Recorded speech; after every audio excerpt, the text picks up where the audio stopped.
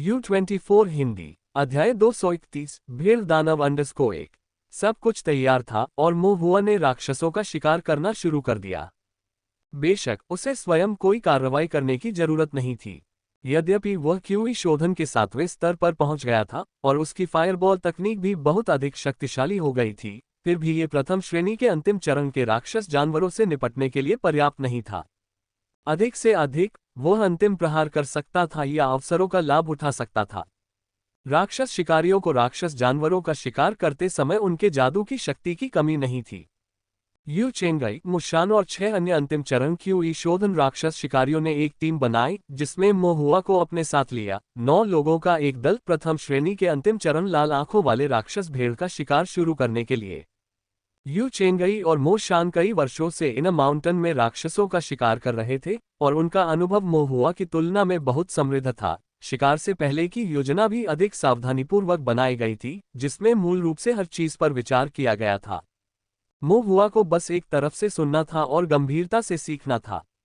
राक्षस जानवरों की आदतें, राक्षस शिकार के तरीके और ध्यान देने योग्य बातें सीखना। ये राक्षस शिकार हमेशा की तरह था, फिर भी यह अलग भी था क्योंकि वे मोहुआ द्वारा तैयार की गई संरचना का उपयोग करेंगे। इससे पहले मध्य चरण क्यूई शोधन राक्षस शिकारी प्रथम श्रेणी के मध्य चरण राक्षस जानवरों का शिकार करने के लिए 7 गठन पैटर्न के साथ एक पृथ्वी अग्नि गठन का उपयोग करते थे। अब जबकि मोहुआ एक प्रथम श्रेणी संरचना बना सकता था जो बहुत शक्तिशाली थी और प्रथम श्रेणी के अंतिम चरण के राक्षस जानवरों को घायल करने के लिए पर्याप्त थी, अंतिम चरण के क्यूई शोधन राक्षस शिकारी भी अंतिम चरण के प्रथम श्रेणी के राक्षस जानवरों का शिकार करने के लिए प्रथम श्रेणी के पृथ्वी अग्नि संरचना का उपयोग करने का प्रयास कर सकते थे।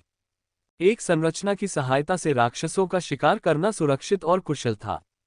चर्चा के बाद यू चेंगई ने मोहुआ से पूछा, क्या कोई और बात है जिस पर हमें ध्यान देने की जरूरत है? चूंकि यह संरचना मोहुआ द्वारा तैयार की गई थी, इसलिए उसे उसकी राय पूछने की जरूरत थी। मोहुआ ने एक पल सोचा और महसूस किया कि सभी ने हर बात पर गहराई से विचार कर लिया है और वह किसी अतिरिक्त बिंदु के बारे में नहीं सोच सका, इसलिए उसने कहा, कोई बात नहीं। अच्छा, यू चेंगई ने सिर हिलाया, तो हम कल रवाना होंगे और योजना के अनुसार काम करेंगे। मॉन्स्टर हंटर्स ने इन माउंटेन स्थित शिविर में रात बिताई और अगले दिन भोर में, जब पहाड़ धुंधले हो गए थे और पौधे उससे ढके हुए थे, समूह निकल पड़ा।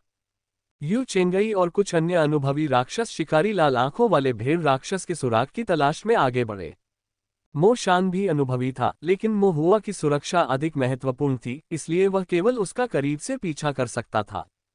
इसके तुरंत बाद एक राक्षस शिकारी को भेड़ राक्षस के खुरों के निशान, उसके भोजन का बचा हुआ मांस और खून से सना हुआ सफेद ऊन मिला। सभी लोग सतर्क हो गए और पूरी तरह सतर्क हो गए।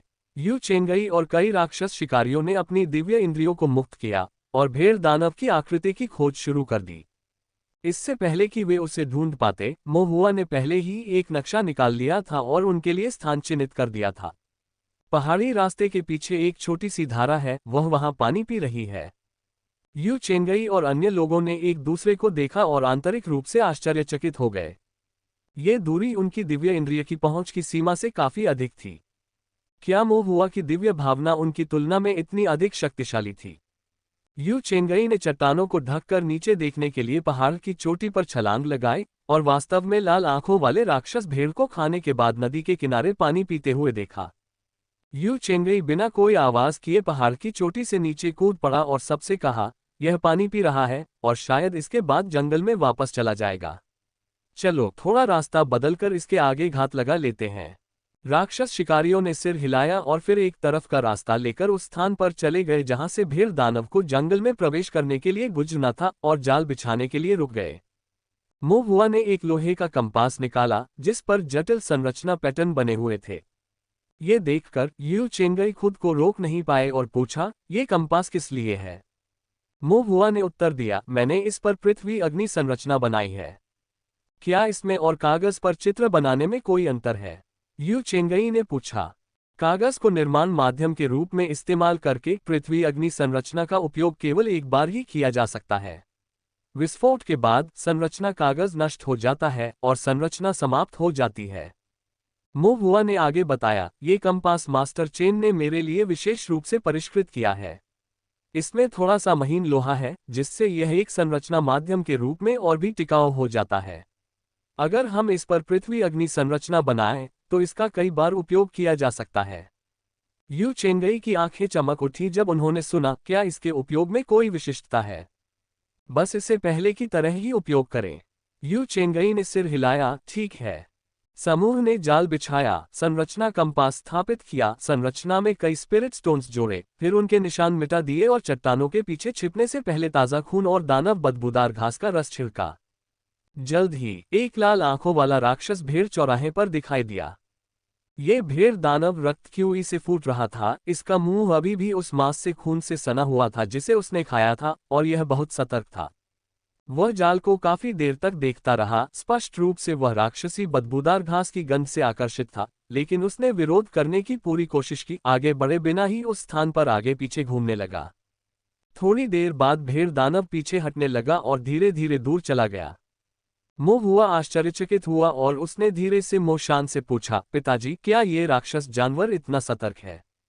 बाद के चरण में प्रथम श्रेणी के राक्षस जानवर का जीवन लंबा होता है, अनुभव समृद्ध होता है और वह और भी अधिक चालाक होता है। तो ये भाग रहा है, क्या हम इसका पीछा करें? मोशान ने अपना सिर हिलाया, पीछा करने की कोई जरूरत नहीं है, हम यहीं इंतजार करेंगे। मोह हुआ क्षण भर के लिए हैरान रह गया, फिर उसकी आंखें चमक उठी, क्या ये वापस आने वाला है? सही। मोशान ने भी अपनी आवाज धीमी कर ली, उसकी नजर चौराहे पर टिकी हुई थी, ये भी जांच कर रहा है।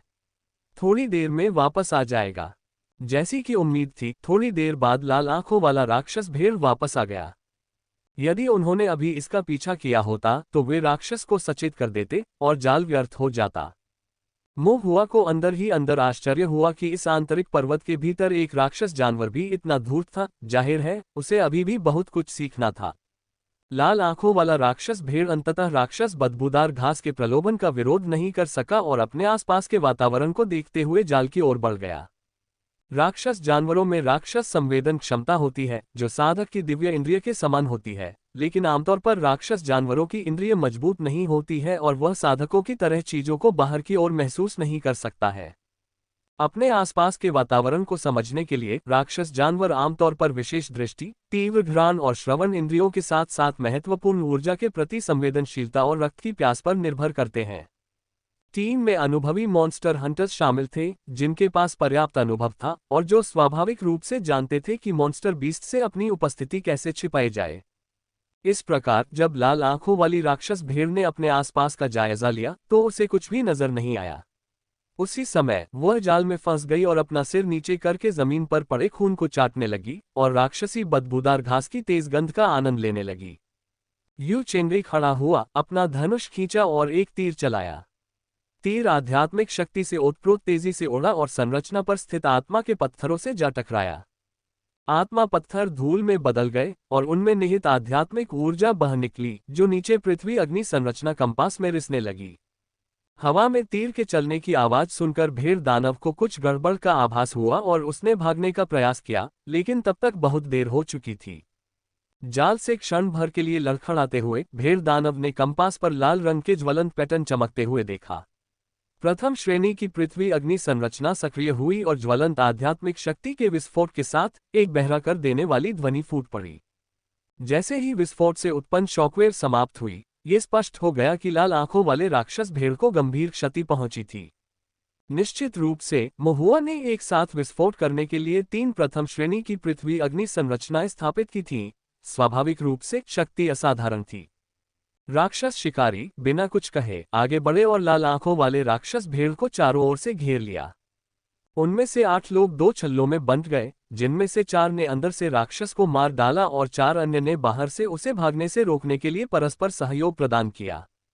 कुछ समय बाद आंतरिक और बाहरी छल्लों ने अपनी जगह बदल ली और बारी बारी से गंभीर रूप से घायल जानवर को कमजोर करने के लिए युद्ध शुरू कर दिया। स्पष्ट उद्देश्यों, निर्णायक कार्रवाई, कुशल हत्या और पूर्ण समर्थन के साथ 1 घंटे से भी कम समय में गंभीर रूप से घायल लाल आंखों वाला राक्षस भेड़ अंततः गिर गया। पहाड़ी रास्ते पर पड़े भेड़ दानव का फर काला पड़ गया था और उसमें से ताजा खून बह रहा था। राक्षस शिकारी लापरवाही से आगे नहीं बढ़ा, बल्कि यू चेंगई ने राक्षस जानवर की ओर देखा और फिर मोशान की ओर एक पूछताछ भरी नजर से देखा। मो शान की भौहें थोड़ी सिकुड़ गईं और उसने धीरे से अपना सिर हिलाया, जिससे पता चला कि राक्षस जानवर मौत का नाटक कर रहा था। इसलिए सभी लोग जानवर को घेर कर बैठ गए और धैर्यपूर्वक प्रतीक्षा करने लगे। विभिन्न राक्षस जानवरों के पास मृत्यु का नाटक करने के अलग अलग तरीके होते हैं, इसलिए स्वाभाविक रूप से मॉन्स्टर हंटर्स के पास भी उनसे निपटने के अलग अलग तरीके होते हैं। लाल आंखों वाले राक्षस भेड़ के मृत होने का नाटक करने के बाद कोई भी जल्दबाजी में उसके पास नहीं जा सकता। जो भी पहले पहुंचेगा उसे उसका घातक पलटवार झेलना पड़ेगा, जो बेहद खतरनाक है।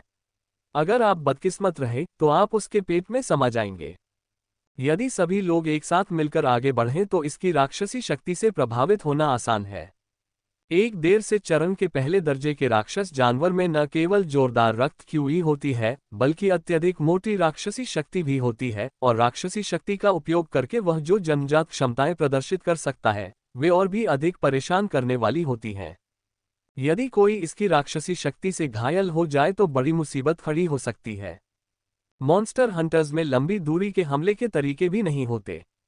हालांकि उनके पास धनुष बाण होते हैं, लेकिन उनकी शक्ति कमजोर होती है। किसी संरचना में स्पिरिट स्टोन को विस्फोट करना तो संभव है, लेकिन राक्षस जानवरों से निपटने के लिए यह बिल्कुल अप्रभावी है। इसलिए सुरक्षा की दृष्टि से मॉन्स्टर हंटर्स ने लापरवाही से काम नहीं किया। भेड़ दानव बिना हिले डुले जमीन पर पड़ा रहा और राक्षस शिकारी भी धैर्यपूर्वक प्रतीक्षा करते हुए अपनी जगह पर खड़े रहे। जैसे जैसे राक्षस जानवर मर रहा था, उसका खून धीरे धीरे बह रहा था और उसकी सांसें धीरे धीरे कमजोर होती जा रही थीं। थोड़े धैर्य के साथ अंत में जो टिक नहीं पाया वह निश्चित रूप से राक्षस जानवर ही होगा। मो हुआ भी एक चट्टान के पीछे छिपकर देख रहा था। उसकी दिव्य इंद्रिय उस जानवर के भीतर धीरे धीरे प्रवाहित हो रही राक्षसी शक्ति को देख रही थी। ऐसा लग रहा था मानो अभी तक मरा नहीं हुआ राक्षस पशु राक्षसी शक्ति एकत्रित कर रहा था, तथा साथ ही ऐसा भी लग रहा था मानो पहले से ही मृत पशु धीरे धीरे अपनी शक्ति खो रहा था।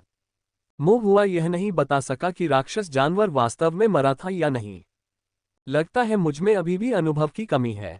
दैवीय इंद्रियां भले ही राक्षसी शक्ति के प्रवाह को पहचान सकें, पर किसी राक्षसी जानवर के जीवन और मृत्यु को नहीं समझ सकती। उसके पिता मो शान को दिव्य ज्ञान का उपयोग करने की भी आवश्यकता नहीं पड़ी, लेकिन एक नज़र डालकर ही वह अनुभव से बता सकते थे कि वह जानवर मरने का नाटक कर रहा था। एक साधक का अनुभव भी उसकी योग्यता का एक रूप है। मो हुआ ने मन ही मन सोचा, राक्षस जानवर अभी भी मृत होने का नाटक कर रहा था और राक्षस शिकारी अभी भी इंतजार कर रहे थे, लेकिन मो हुआ पहले से ही इंतजार करते करते थक गया था। उनके पास लंबी दूरी के हमले करने की क्षमता नहीं थी, लेकिन मो हुआ के पास थी। इसलिए मो हुआ ने ऊर्जा इकट्ठा करना और फायरबॉल तकनीक का प्रयोग करना शुरू कर दिया। जैसे ही यह विचार आया, आध्यात्मिक शक्ति पहले से ही उसकी उंगलियों पर एकत्रित हो गई। आगे की ओर लक्ष्य करके आग का गोला बन गया और एक गर्जना के साथ यह जमीन पर मृत भेड़ के राक्षस की ओर उड़ गया। राक्षस शिकारी थोड़े आश्चर्यचकित हुए, लेकिन ये देखकर कि यह मो हुआ ही था जो जादू कर रहा था, उन्हें कुछ राहत महसूस हुई। फायरबॉल तकनीक भेड़ दानव के शरीर पर फट गई, जो बिल्कुल भी नहीं हिला। जबकि यह स्पष्ट रूप से भेड़ है, आप कछुआ होने का नाटक कर रहे हैं। मो हुआ ने उत्सुकता से टिप्पणी की और फिर अपनी उंगलियां फिर से मिलाईं। एक और आग का गोला निकला जो भेड़ दानव से फिर टकराया। अंततः इसे और अधिक सहन न कर पाने के कारण भेड़ दानव एक भयंकर दहाड़ता हुआ खड़ा हो गया। उसकी आंखें रक्त लाल और भयंकर थीं। वह मो हुआ को गौर से देख रहा था। यू चेंगई ने ठंडे स्वर में आदेश दिया, मार डालो। राक्षस शिकारी भेड़ दानव पर अपने चाकुओं से झपटे। अपनी पूरी ताकत खो चुकी लाल आंखों वाली राक्षसी भेड़ अब और नहीं टिक पा रही थी। उसकी आंखें खून की तरह लाल थीं, राक्षसी शक्ति चरम पर थी और उसके पूरे शरीर में रक्त की हुई उमड़ रही थी। ये देखकर यू चेंगई ने तुरंत आदेश दिया, तितर बितर हो जाओ। पहले से ही तैयार मॉन्स्टर हंटर्स तेजी से पीछे हट गए। राक्षस शिकारियों के पीछे हटने के साथ ही लाल आंखों वाला राक्षस भेड़ खून के धुंध के बादल में फट गया। मो हुआ ने अपने पिता मो शान को याद दिलाते हुए कहा कि जब लाल आंखों वाला राक्षस भेड़ मृत्यु के कगार पर होता है या संकट के क्षण में होता है, तो वह अपनी जन्मजात क्षमता से राक्षसी शक्ति को उत्तेजित कर रक्त धुंध में विस्फोट कर देता है। यदि कोई राक्षस शिकारी रक्त धुंध में फंस जाता है तो उसकी आंखें दागदार हो जाएंगी, उसकी दृष्टि रक्त लाल हो जाएगी, इसलिए वह देख नहीं पाएगा और उसका दिमाग रक्त धुंध से प्रभावित होगा। ऐसी स्थिति में साथी के बचाव के बिना किसी की मृत्यु लगभग निश्चित थी। तो ये खून की धुंध है। मोहुआ को ये जानकर आश्चर्य हुआ कि एक अंतिम चरण का प्रथम श्रेणी का राक्षस जानवर उसकी सोच से भी अधिक खतरनाक था। सौभाग्यवश हालांकि यह मुश्किल था, खून का धुंध ज्यादा देर तक नहीं रहा और जल्द ही छट गया। और राक्षस पशु अपनी सारी राक्षसी शक्ति का उपयोग कर चुका था और वास्तव में वध के लिए एक मेमना बन गया। राक्षस शिकारियों ने तेजी से लाल आंखों वाले राक्षस भेड़ का वध कर दिया और भेड़ राक्षस के एक बार फिर जमीन पर गिर जाने के बाद सभी ने राहत की सांस ली। मोहुआ ने एक बार फिर अपनी दिव्य इंद्रिय से भेड़ दानव को देखा। उन्होंने देखा कि वास्तव में मृत भेड़ दानव की राक्षसी शक्ति बहुत धीमी गति से, अधिक सुस्ती से प्रसारित हो रही थी और उसका रंग भी धीरे धीरे फीका पड़ रहा था। मोहुआ ने इस अंतर को याद कर लिया था, इसलिए अगली बार जब उसे यह पता लगाना होगा कि कोई राक्षस जानवर मौत का नाटक कर रहा है या नहीं, तो उसके पास आगे बढ़ने का आधार होगा। हालांकि चूंकि वह पहले दर्जे के राक्षस जानवरों से परिचित नहीं था, इसलिए उसने फिर भी अपने पिता से इस बारे में निश्चित होने के लिए पूछने का निर्णय लिया। क्या यह मर गया है? मोशान ने जानवर की ओर देखा और सिर हिलाया। यह मर चुका है।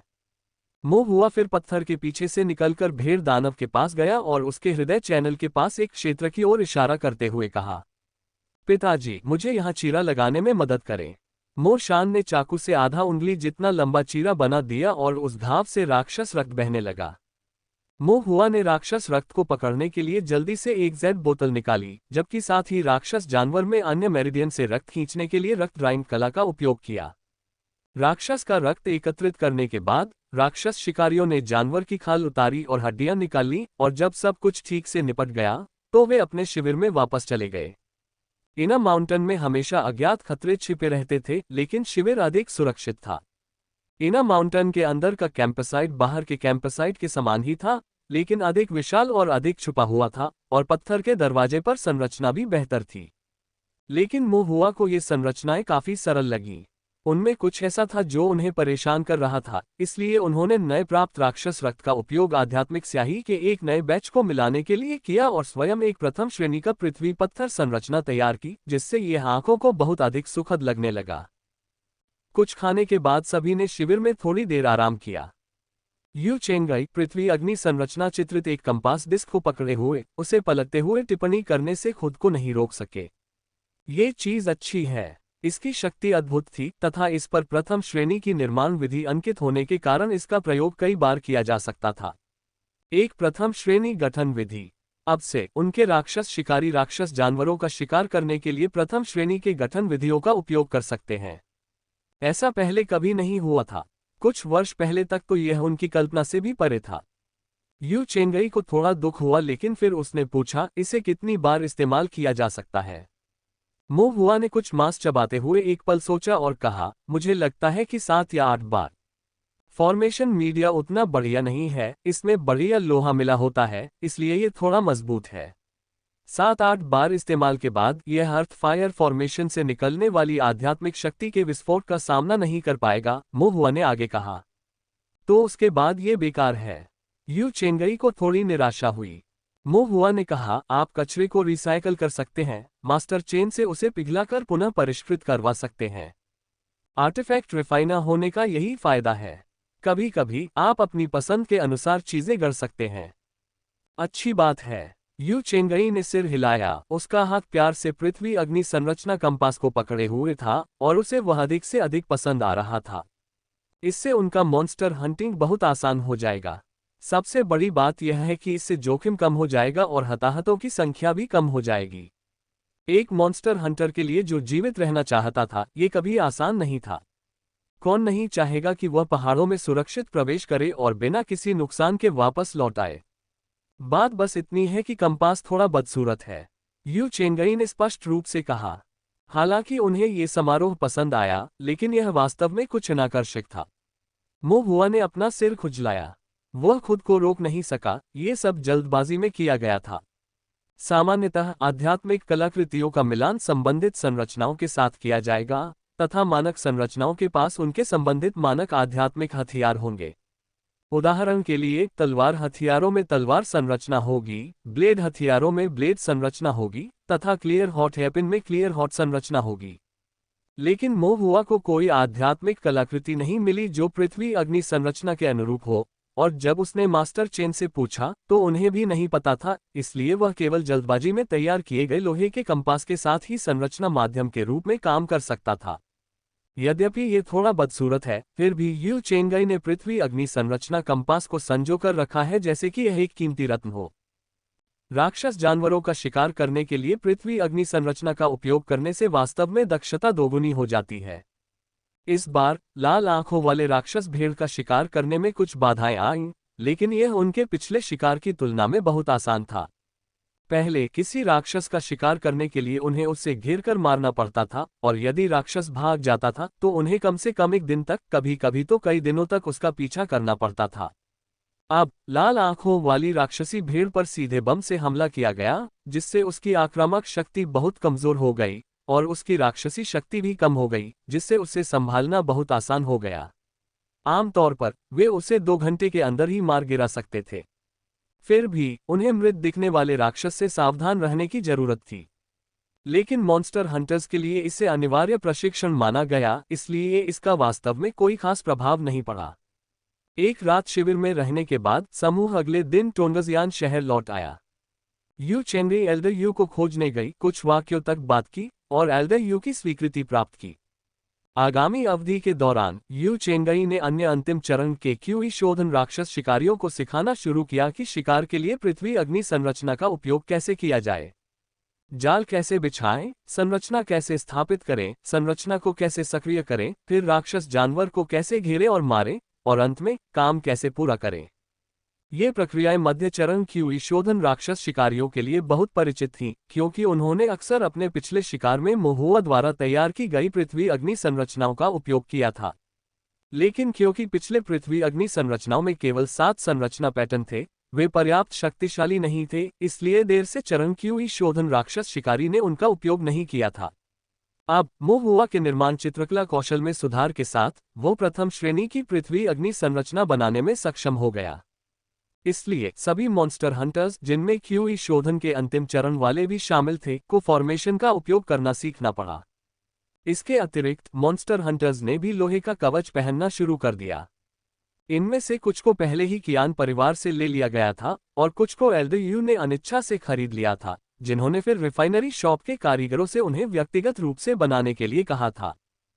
रिफाइनरी शॉप में आर्टिफैक्ट फनेस एक प्रथम श्रेणी की आर्टिफैक्ट फनेस थी, जिस पर प्रथम श्रेणी का पिघलने वाला अग्नि यौगिक स्वरूप बना हुआ था, जिससे शुद्ध अग्नि उत्पन्न होती थी, जिससे लौह कवच की गुणवत्ता साधारण लौह कवच से कहीं अधिक बेहतर हो जाती थी। मोहुआ ने प्रत्येक लौह कवच पर स्वर्ण कवच संरचना बनाने में भी समय लगाया।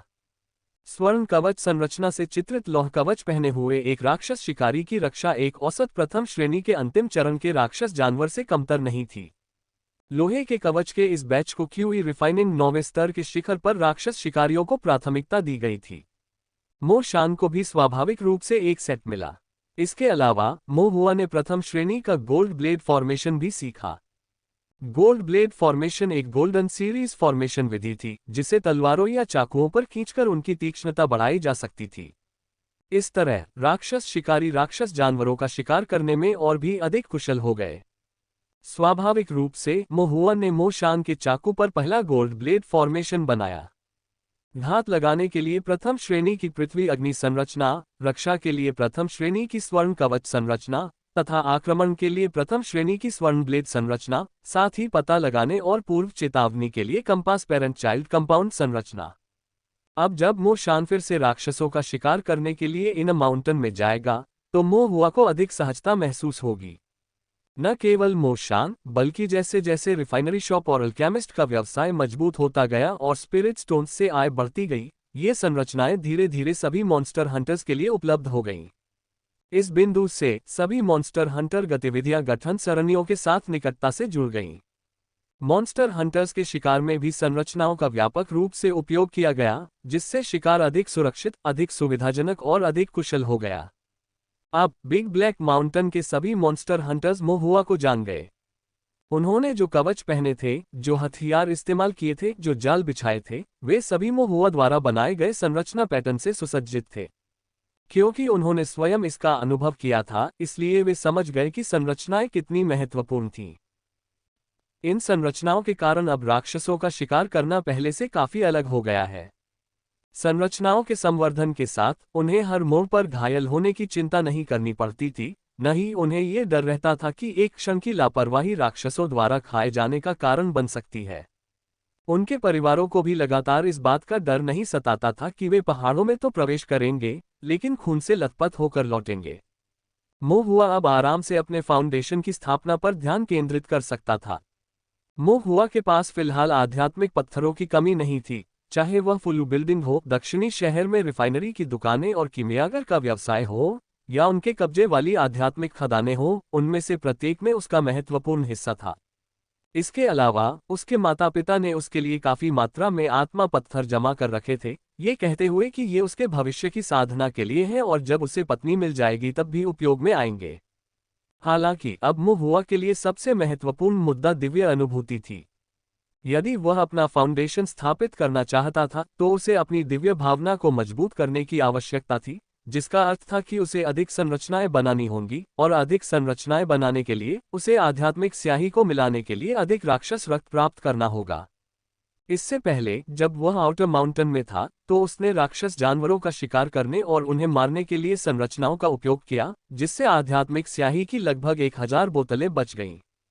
बाद में आध्यात्मिक खानों की रक्षा करते हुए और रिफाइनरी शॉप और अल्केमिस्ट के व्यवसाय की स्थापना करते हुए, साथ ही साथ आर्टिफैक्ट भट्टियों और अन्य विविध उपयोगों को परिष्कृत करते हुए, मोहुआ ने कई संरचनाएं बनाईं और अब वह लगभग उनसे बाहर आ गया था। फाउंडेशन की स्थापना अभी भी काफी दूर थी, लेकिन भविष्य में ड्राइंग फॉर्मेशन या फॉर्मेशन को हल करने की जरूरतें भी कम नहीं होंगी, इसलिए मोहुआ को फिर से कुछ बचत शुरू करनी पड़ी। और प्रथम श्रेणी के अंतिम चरण के राक्षस जानवरों का खून उसके द्वारा तैयार की गई संरचनाओं को और भी अधिक शक्तिशाली बना देगा। मोहुआ फिर से आंतरिक पर्वत के चारों ओर घूमने लगा।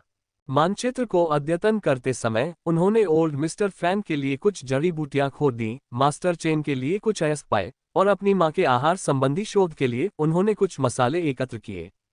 सबसे महत्वपूर्ण बात यह थी कि वह किसी भी युद्ध के संकेत के लिए कंपास पर नजर रखता था। जैसे ही कंपास पर रोशनी चमकती, मोहुआ दिशा निर्धारित कर लेता और तुरंत दौड़ पड़ता। अंतिम चरण के प्रथम श्रेणी के राक्षस जानवरों को मारना कठिन था। पृथ्वी अग्नि संरचना की सहायता से भी उनका शिकार करने के लिए काफी प्रयास की आवश्यकता थी। जब मोहुआ पहुंची तो समय बिल्कुल सही था और ज्यादातर मामलों में अतिरिक्त समय भी था। उसे लड़ाई में शामिल होने की जरूरत नहीं थी, उसे केवल छिपने के लिए एक सुरक्षित स्थान ढूंढना था और राक्षस शिकार के समाप्त होने का इंतजार करना था, फिर बाहर आकर एक छोटी बोतल से कुछ राक्षस रक्त निकालना था।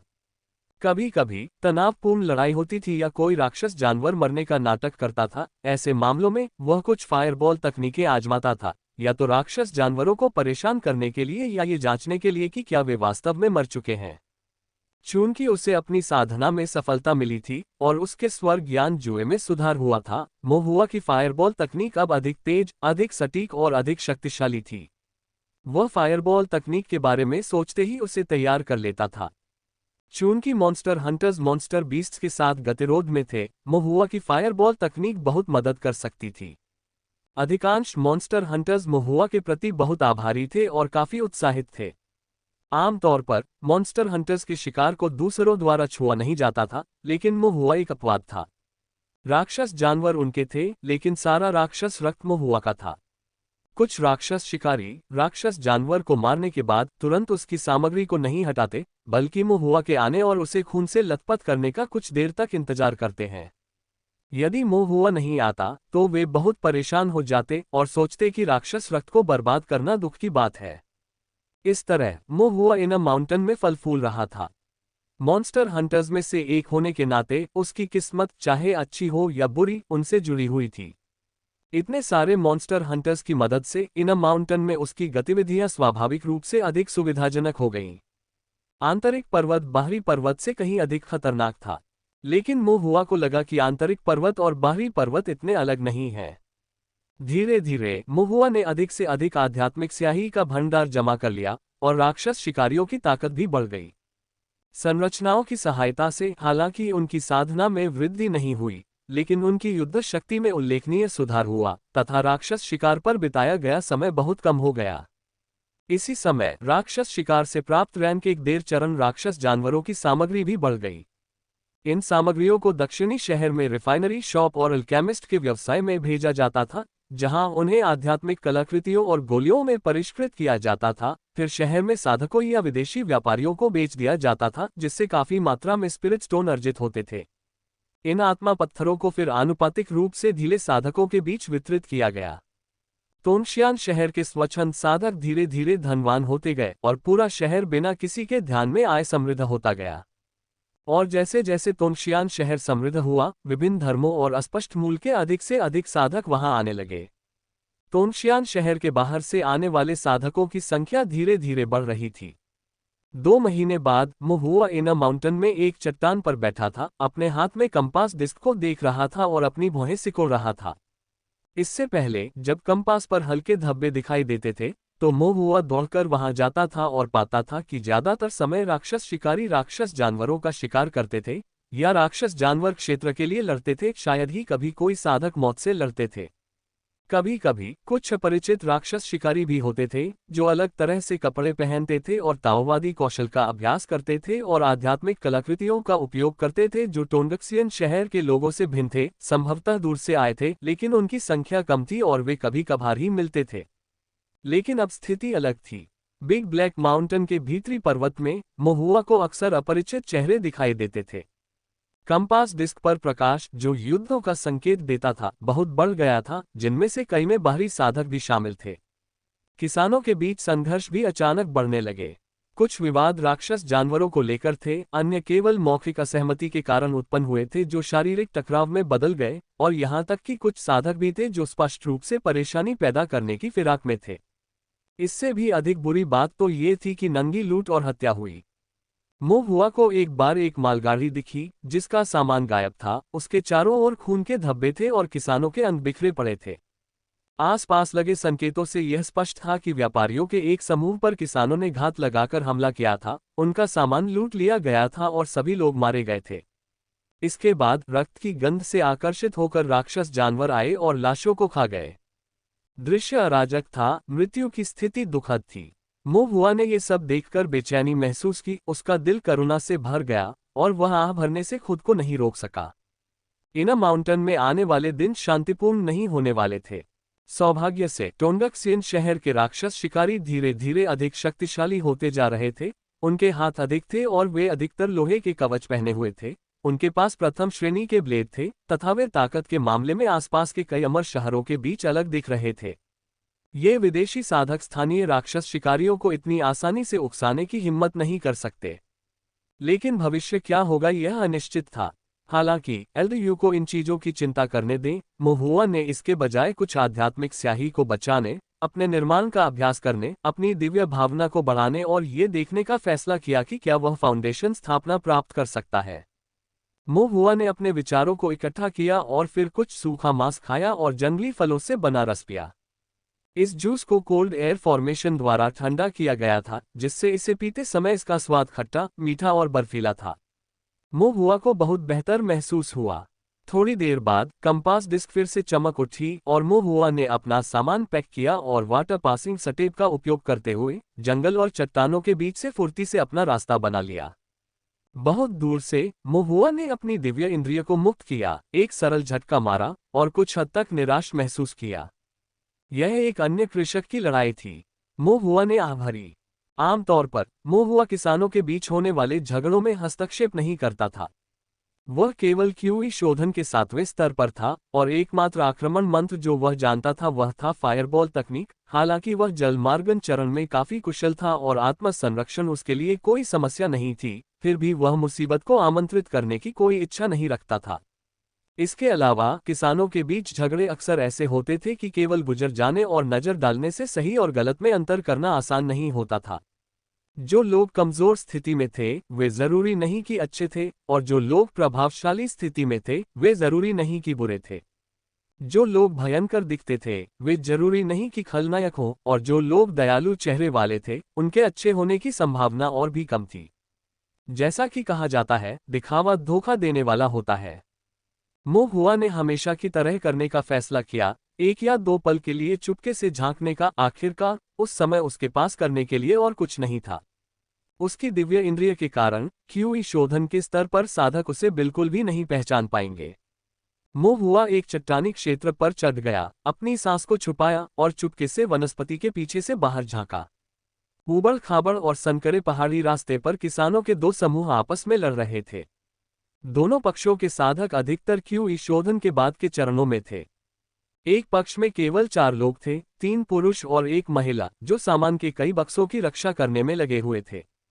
दूसरे पक्ष में 7 लोग थे, जो विभिन्न वेशभूषा पहने हुए थे और जिनके चेहरे अपरिचित थे, और वे 4 साधकों के छोटे समूह पर हमला कर रहे थे। इसके अलावा उनका आक्रमण प्रति मिनट और भी भयंकर होता जा रहा था, और ऐसा लग रहा था कि चारों साधक अधिक समय तक टिक नहीं पाएंगे। डकैती। मुंह हुआ ने भौहें चढ़ाई और देखता रहा। जल्द ही उसे एहसास हो गया कि कुछ गड़बड़ है। वे चारों साधक, ऐसा लग रहा था जैसे वह उन्हें पहचान रहा हो। बैकवोट। एक मध्यम आयु वर्ग के साधक, जिसके चेहरे पर कुछ हल्के निशान थे, का अपने पिता मोशान के साथ अच्छा रिश्ता था, और उसने मुंह हुआ परिवार से मिलने के लिए एक विशेष यात्रा भी की थी। मुंह हुआ को याद आया कि उसका नाम जी किंगबाई था, वह उसे अंकल जी कहती थी। उसके बगल में खड़ा युवा, विद्वान दिखने वाला साधक जी किंगबाई का पुत्र था, जिसका नाम जीली था।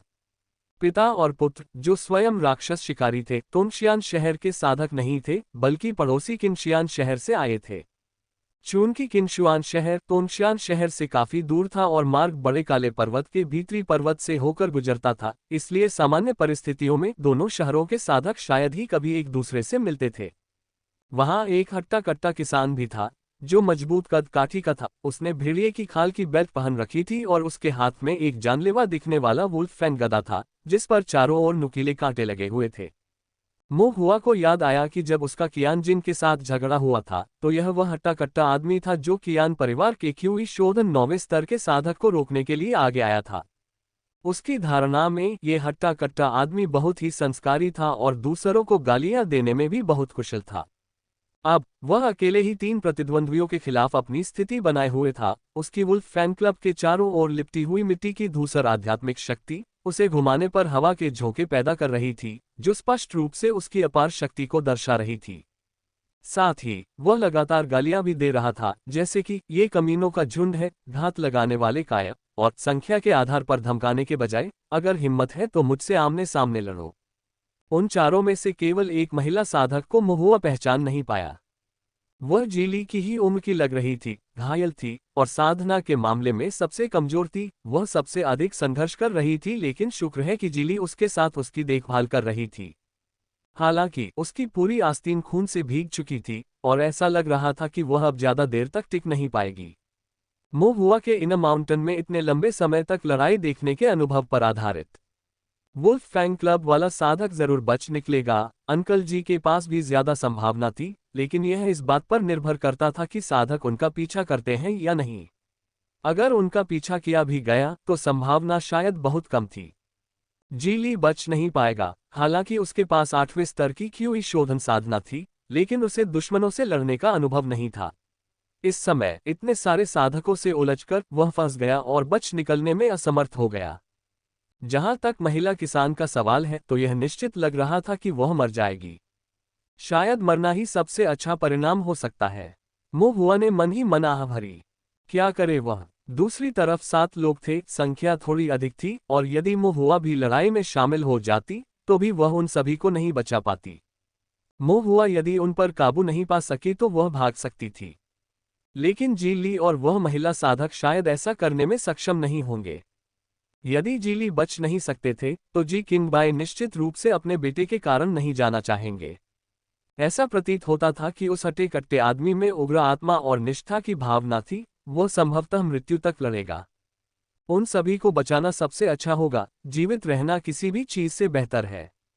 दृढ़ निश्चय के साथ मुंह हुआ ने बांस की एक नली का एक भाग निकाला। नली लाल रंग की थी, जिसके अंदर आतिशबाजी की आकृति बनी हुई थी। इस तरह की बांस की नलियां बनाना आसान था, और मुंह हुआ द्वारा चित्रित आतिशबाजी संरचना ऐसी चीज थी जिसे पहाड़ों में प्रवेश करने वाला लगभग हर राक्षस शिकारी अपने साथ ले जाता था। किसी आपात स्थिति में जब एक बार संरचना सक्रिय हो जाती थी और आतिशबाजी छोड़ी जाती थी, तो आसपास के राक्षस शिकारी बचाव के लिए आ जाते थे। मो हुआ ने अपनी आध्यात्मिक शक्ति से आतिशबाजी संरचना को सक्रिय किया और आग की रोशनी का एक विस्फोट आकाश में फैल गया। पहाड़ी रास्ते पर लड़ रहे सभी किसान आतिशबाजी देखकर चौंक गए। इसके बाद मो हुआ ने वाटर पासिंग सटेप का उपयोग करते हुए तेजी से दूर एक स्थान पर दौड़ लगाई, एक और आतिशबाजी चालू की, फिर पहाड़ी की बाईं चोटी पर दौड़ी और एक और धुएं का संकेत छोड़ा। पास से लेकर दूर तक 3 अलग अलग स्थानों पर उसने आतिशबाजी छोड़ी, जिससे ये भ्रम पैदा हुआ कि टोंगजियान शहर से राक्षस शिकारियों की टोलियां खबर सुनकर उनकी सहायता के लिए दौड़ रही हैं। एक विदेशी साधक ने आश्चर्य से कहा, ये तोंगशियान शहर के राक्षस शिकारी हैं। बड़े भाई, हम क्या करें? वे बहुत हैं और उनके पास लोहे के कवच हैं, हम उनसे मुकाबला नहीं कर सकते। अग्रणी किसान ने भौहें चढ़ाईं, संकोच और अनिश्चितता महसूस की। ये बस थोड़ा सा अधिक था। वे आधे दिन से लड़ रहे थे और ऐसा लग रहा था कि वे इन कुछ किसानों को मार डालेंगे, सामान छीन लेंगे और महिला किसान को पकड़ लेंगे। यदि वे अब पीछे हट गए तो उनके सारे प्रयास व्यर्थ हो जाएंगे।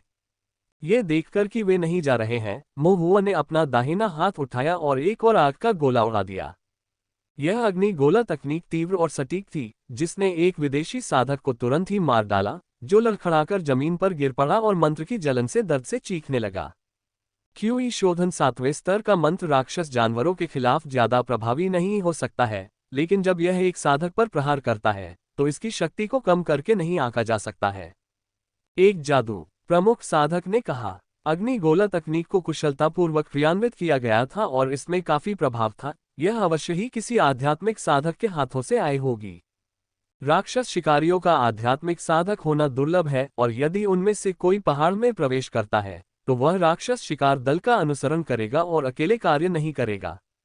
और एक राक्षस शिकार दल में कम से कम 5 या 6 सदस्य होते हैं, कभी कभी 8 या 9 या 10 से भी ज्यादा, और सभी के पास बेहतरीन हथियार और कवच होते हैं।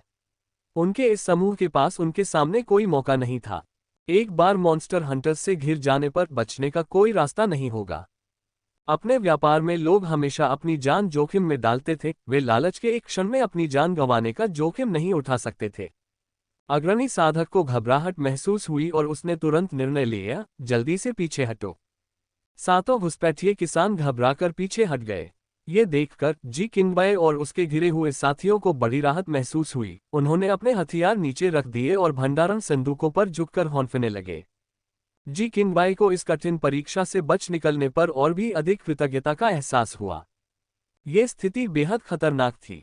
जी परिवार के पास सिर्फ वह और उसके पिता ही बचे थे। अगर वे लापरवाही से यहाँ अपनी जान गंवा देते तो जी परिवार का वंश खत्म हो जाता, जो वाकई परिवार के लिए एक दुर्भाग्यपूर्ण घटना होती।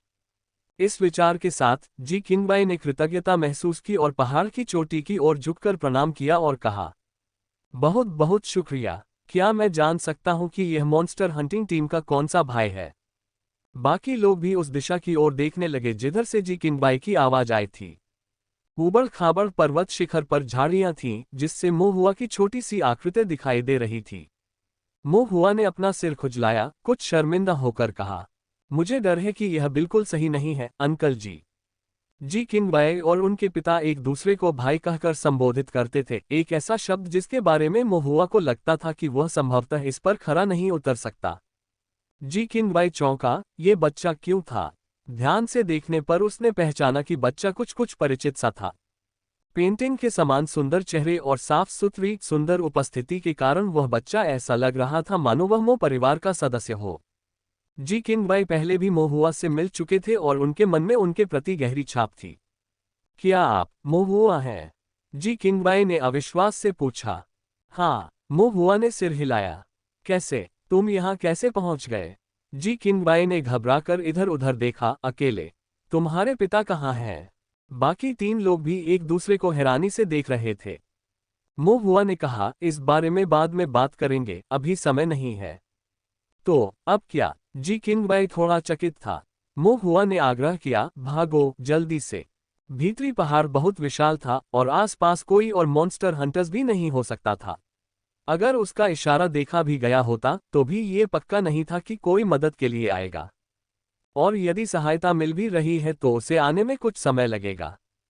If in a little while those 7 cultivators came to their senses and returned, that would spell trouble. Ji Qingbai instantly understood and seized the pleasantries, quickly gathering his things in preparation for departure. As for the several large storage chests, Ji Qingbai decided not to take them. However, just before leaving, he still felt reluctant as those chests contained all their family's possessions. Seeing this, Mo Hua suggested, "Take them with you." Startled by his words, Ji Qingbai hesitated, "But if those people catch up? If they catch up, I'll give you a heads up in advance. Then it wouldn't be too late to abandon them," Mo Hua said. Ji Qingbai was taken aback. How could one possibly know such a thing in advance? Mo Hua appeared composed. Even if those cultivators caught up, his divine sense would allow him to sense them beforehand, giving enough time to react. With time to prepare and set up a formation, Mo Hua could fend off several more attackers, ensuring they couldn't get away easily. Besides, if we take our belongings, they might not dare to pursue us. If we don't, they'll know we're vulnerable and will surely chase after us, Mo Hua added. Upon hearing this, Ji Qingbai immediately nodded, "All right." Several storage chests were loaded onto a single-wheeled wooden cart. Ji Qingbai and the stout man took turns pulling it while Ji Li helped the injured female cultivator. Mo Hua led the way. The group traveled along the mountain path, with Mo Hua occasionally taking out his compass disc to check, then choosing a new direction. Backquote. Ji Qingbai and the others, puzzled, followed Mo Hua as he led the way with confidence. They couldn't help but marvel inwardly at how well Mo Hua knew the paths of the inner mountain.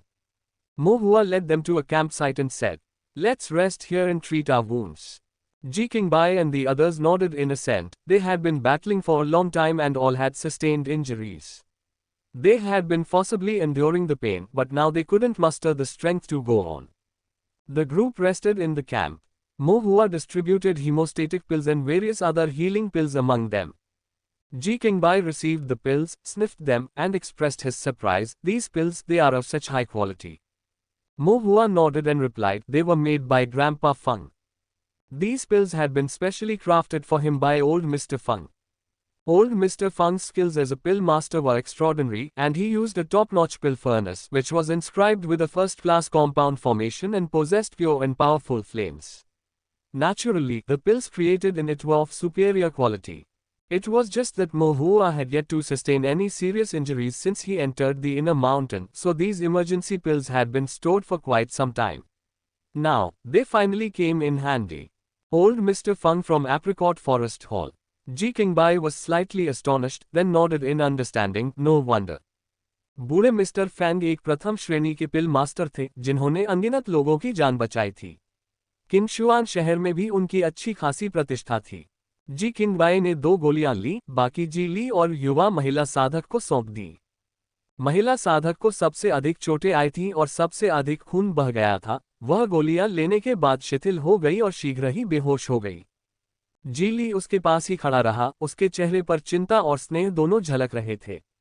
उत्सुकतावश मो हुआ ने महिला साधक की ओर देखा, फिर जी ली की ओर और पूछा, भैया जी, क्या आप दोनों एक कपल हैं? जी ली का चेहरा तुरंत ही लाल हो गया। नहीं नहीं, अभी नहीं, अभी नहीं, तो आपका मतलब है कि यह जल्द ही होने वाला है? मो हुआ ने विस्तार से पूछा। उसकी आंखें दिलचस्पी से चमक रही थीं। अगर तुम दोनों शादी कर लो, तो क्या मैं शादी की दावत में आ सकता हूं? उन्होंने अपने जीवन में कभी भी किसी शादी समारोह में भाग नहीं लिया था। जी ली और भी अधिक शर्मा गई। ये देखकर जी किंगबाई ने हंसते हुए कहा, अगर आपको कोई आपत्ति न हो तो समय आने पर मैं आपको जरूर आमंत्रित करूंगा। यह एक सौदा है, मो हुआ ने मुस्कुराते हुए कहा। शिविर का माहौल थोड़ा हल्का हो गया। जी किंगबाई ने फिर पूछा, वैसे तुम पहाड़ पर अकेले क्यों हो? यहाँ खतरा है, तुम्हारे पिताजी कहाँ हैं? मो हुआ ने जवाब दिया, मैं खुद ही काम चला लूंगा, मेरे पिताजी को अन्य काम भी निपटाने हैं। जी किंगबाई ने मो हुआ की ओर देखा, उसे आश्चर्य और अफसोस दोनों महसूस हो रहे थे। इतनी कम उम्र में वह पहले से ही क्यूई शोधन के 7वें स्तर पर था, और न केवल वह आंतरिक पर्वत में अकेले जीवित रह सकता था, वह इलाकों से भी बहुत परिचित था और खतरे का सामना करने में शांत था। इसी तरह मो हुआ में भी अपने पिता के समान ही राक्षस शिकार की प्रतिभा थी। अफसोस की बात यह थी कि वह अभी भी एक राक्षस शिकारी बन गया था। जी किंगबाई ने मो हुआ के गले से लटकते हुए राक्षस शिकार टोकन को देखा और मन ही मनाह भरी। एक बार जब कोई मॉन्स्टर हंटर बन जाता है तो संरचनाओं के बारे में जानने के लिए समय निकालना मुश्किल हो जाता है। जी किनबाई को अब भी उम्मीद थी कि मोहुआ एक महान मॉन्स्टर हंटर बनने के बजाय एक फॉर्मेशन मास्टर का रास्ता अपनाएगा। ढीले साधकों में राक्षस शिकारी बहुतायत में थे, लेकिन फॉर्मेशन मास्टर्स अत्यंत दुर्लभ थे। मोहुआ की प्रतिभा को देखते हुए उसके लिए फॉर्मेशन का अध्ययन न करना, फॉर्मेशन मास्टर न बनना वास्तव में एक बर्बादी थी। जी क्विनबाई को बेहद अफसोस महसूस हुआ। जी किनबाई को किसी बात में व्यस्त देखकर मोहुआ खुद को रोक नहीं सका और पूछा, अंकल जी, आप टोंडक्सियन शहर में क्यों आए हैं?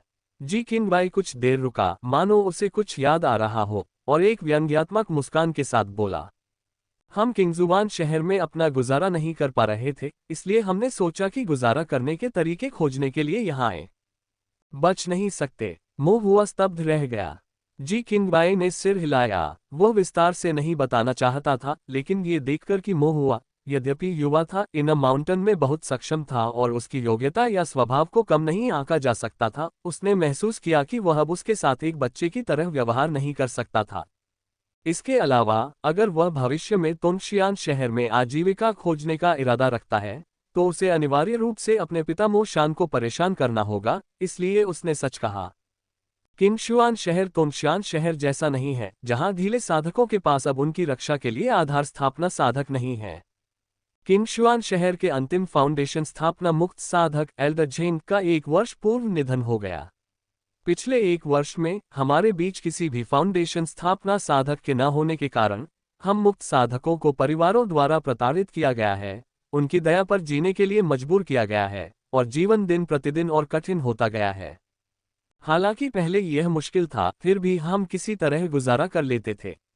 लेकिन हम जो स्पिरिट स्टोन कमाते हैं, वे हर दिन कम होते जा रहे हैं। खेती की तो बात ही छोड़िए, यहाँ तक कि सामान्य जीवन यापन का खर्च भी एक संघर्ष बन गया है। इसके अलावा ये पारिवारिक उत्तराधिकारी रोजाना परेशानियां खड़ी करते हैं, लुटेरे किसानों को धमकाते हैं।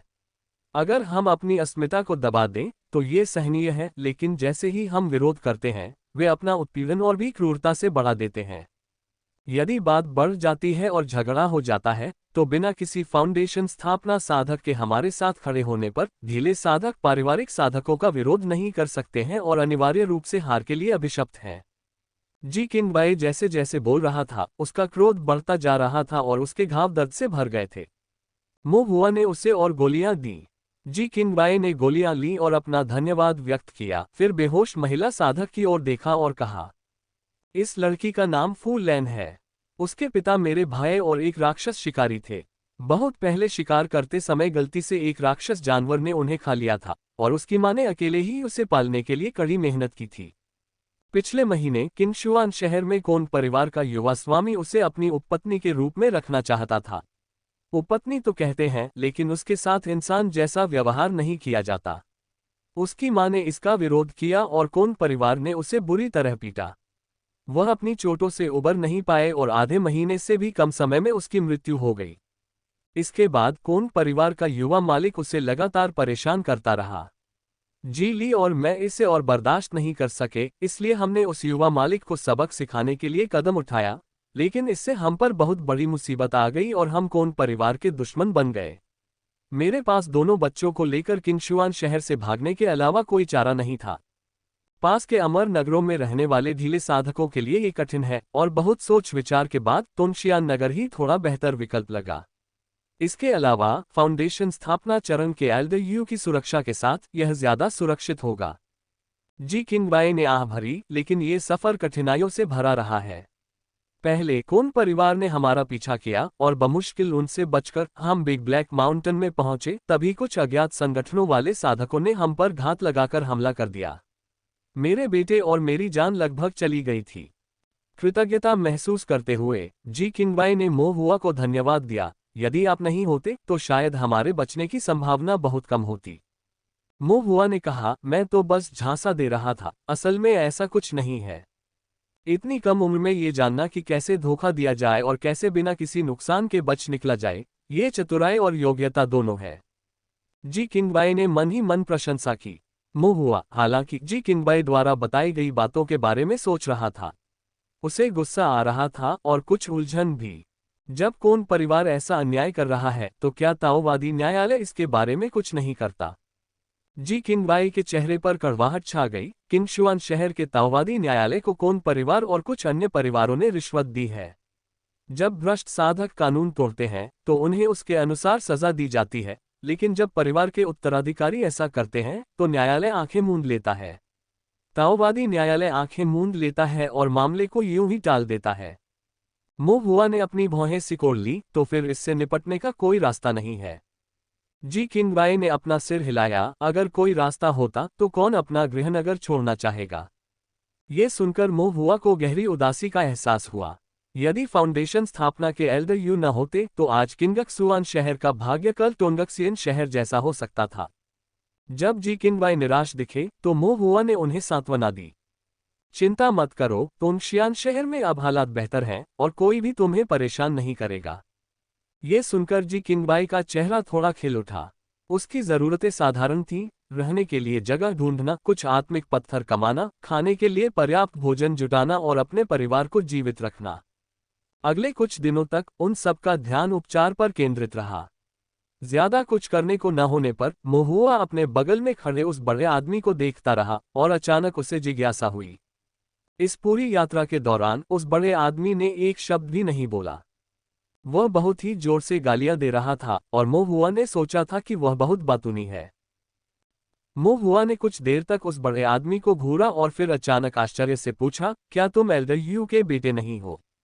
वह बड़ा आदमी हैरान हो गया और भौहें चढ़ाते हुए बोला, क्या तुम मेरे पिता को जानते हो? ये वैसा ही था जैसा उसने सोचा था। उसके चेहरे के भावों को देखकर मोहुआ को एल्डर यू से कुछ समानता महसूस हुई, सिवाय इसके कि वह अधिक मजबूत था जबकि एल्डर यू काफी दुबला पतला था। इसके अलावा ये हट्टा कट्टा आदमी काफी गुस्सैल स्वभाव का था और दूसरों को गालियां देने में माहिर था। उसकी गालियां कुछ कुछ एल्डर यू जैसी थीं, इसलिए साफ था कि यह परिवार से सीखी हुई बात थी। मो हुआ ने कहा, मैं एल्डर यू से काफी परिचित हूं। वह हट्टा कट्टा आदमी बस धीरे से बोला और कोई जवाब नहीं दिया। लेकिन अंदर ही अंदर उसे लगा कि मोहुआ शेखी बघार रहा है। उसके पिता एक फाउंडेशन स्थापना एल्डर थे और मोहुआ क्यूई शोधन के 7वें स्तर पर ही था, और उम्र में इतना बड़ा अंतर था, वे एक दूसरे को भला कैसे जान सकते थे। मोहुआ ने फिर पूछा, तुम्हारा नाम क्या है? वह हट्टा कट्टा आदमी अभी भी जवाब नहीं देना चाहता था। ये देखकर जी किंगबाई ने हस्तक्षेप करते हुए कहा, इसका नाम यू चेंगबू है। ओह, मोहुआ को एहसास हुआ, क्या अंकल यू चेंगई आपके बड़े भाई हैं? यू चेंगबू आश्चर्यचकित होकर बोला, क्या आप मेरे बड़े भाई को भी जानते हैं? मोहुआ ने सिर हिलाया और पूछा, तो क्या मैं आपको दूसरा अंकल यू कहूं? कोई जरूरत नहीं है, यू चेंगबू ने उदासीनता से उत्तर दिया। मोहुआ को यह थोड़ा अजीब लगा और उसने धीरे से जी किंगबाई से पूछा, क्या वह हमेशा ऐसा ही रहता है? उसकी जरूर बदनामी होगी। दूसरे लोग उससे बात करते फिर भी वह टाल मटोल करता। जी किंगबाई के चेहरे पर एक जटिल भाव था जब उन्होंने बताया, वह आमतौर पर बहुत बातूनी भी है, बस उसे आपके पिता के साथ कुछ समस्या है और शायद इसीलिए वह आपसे बात नहीं करना चाहता। उसे मेरे पिता से परेशानी है। मो हुआ के लिए यह अप्रत्याशित था। उनके पिता मो शान अपनी धार्मिकता के लिए जाने जाते थे और मॉन्स्टर हंटर्स के बीच उनकी अच्छी प्रतिष्ठा थी। उनके लिए किसी के साथ समस्या होना दुर्लभ था। साधकों के प्रेम और घृणा के आधार पर मोहुआ ने एक पल में 5 या 6 संभावनाओं के बारे में सोचा और फिर जी किंगबाई से पुष्टि मांगी। ये किस तरह का मुद्दा है? यह कोई बड़ी बात नहीं है, जी किंगबाई ने हल्की सी आह भरी। वह वास्तव में बहुत अच्छा है, बस उसे प्रतिस्पर्धा पसंद है। वह तुम्हारे पिता को नहीं हरा सकता, इसलिए उसके मन में उनके प्रति द्वेष है। बस इतना ही। मोहुआ को लगा कि यह कुछ हद तक निराशाजनक था। यू चेंगबू ने नाराजगी से कहा, एक बच्चा क्या समझता है? मोहुआ उससे बहस नहीं करना चाहती थी, बल्कि उसने पूछा, क्या तुम मुझे जानते हो? यू चेंगबू ने उसकी ओर देखा, मोशान के बेटे, बेशक मैं तुम्हें पहचानता हूं। उसके व्यवहार से ऐसा लग रहा था कि वह उसे काफी समय से जानता है। मोहुआ ने एक पल के लिए याद किया और फिर पूछा, जब कियानजिंग ने झगड़ा शुरू किया था और दाजू ने मेरी मदद की थी, क्या आप पहले से ही किनारे से देख रहे थे? यू चेंगबू ने आश्चर्य से अपनी भौहें उठाई। वास्तव में? तो फिर आपने पहले हस्तक्षेप क्यों नहीं किया? मोहुआ ने हैरान होकर पूछा। बच्चे लड़ रहे हैं, मैं क्यों हस्तक्षेप करूं? यू चेंगवू ने उदासीनता से कहा, इसके अलावा तुम्हारे पिता मोशान हैं, मैं हस्तक्षेप करने की जहमत नहीं उठा सकता। तो फिर आप इसमें बाद में क्यों शामिल हुए? मुझे परवाह नहीं है कि तुम बच्चे कैसे लड़ते हो, लेकिन जब कियान परिवार के एक बात के चरण के फाउंडेशन स्थापना साधक ने हस्तक्षेप किया, एक ढीले साधक को धमकाया, तो मैं चुपचाप खड़ा होकर परवाह नहीं कर सकता था।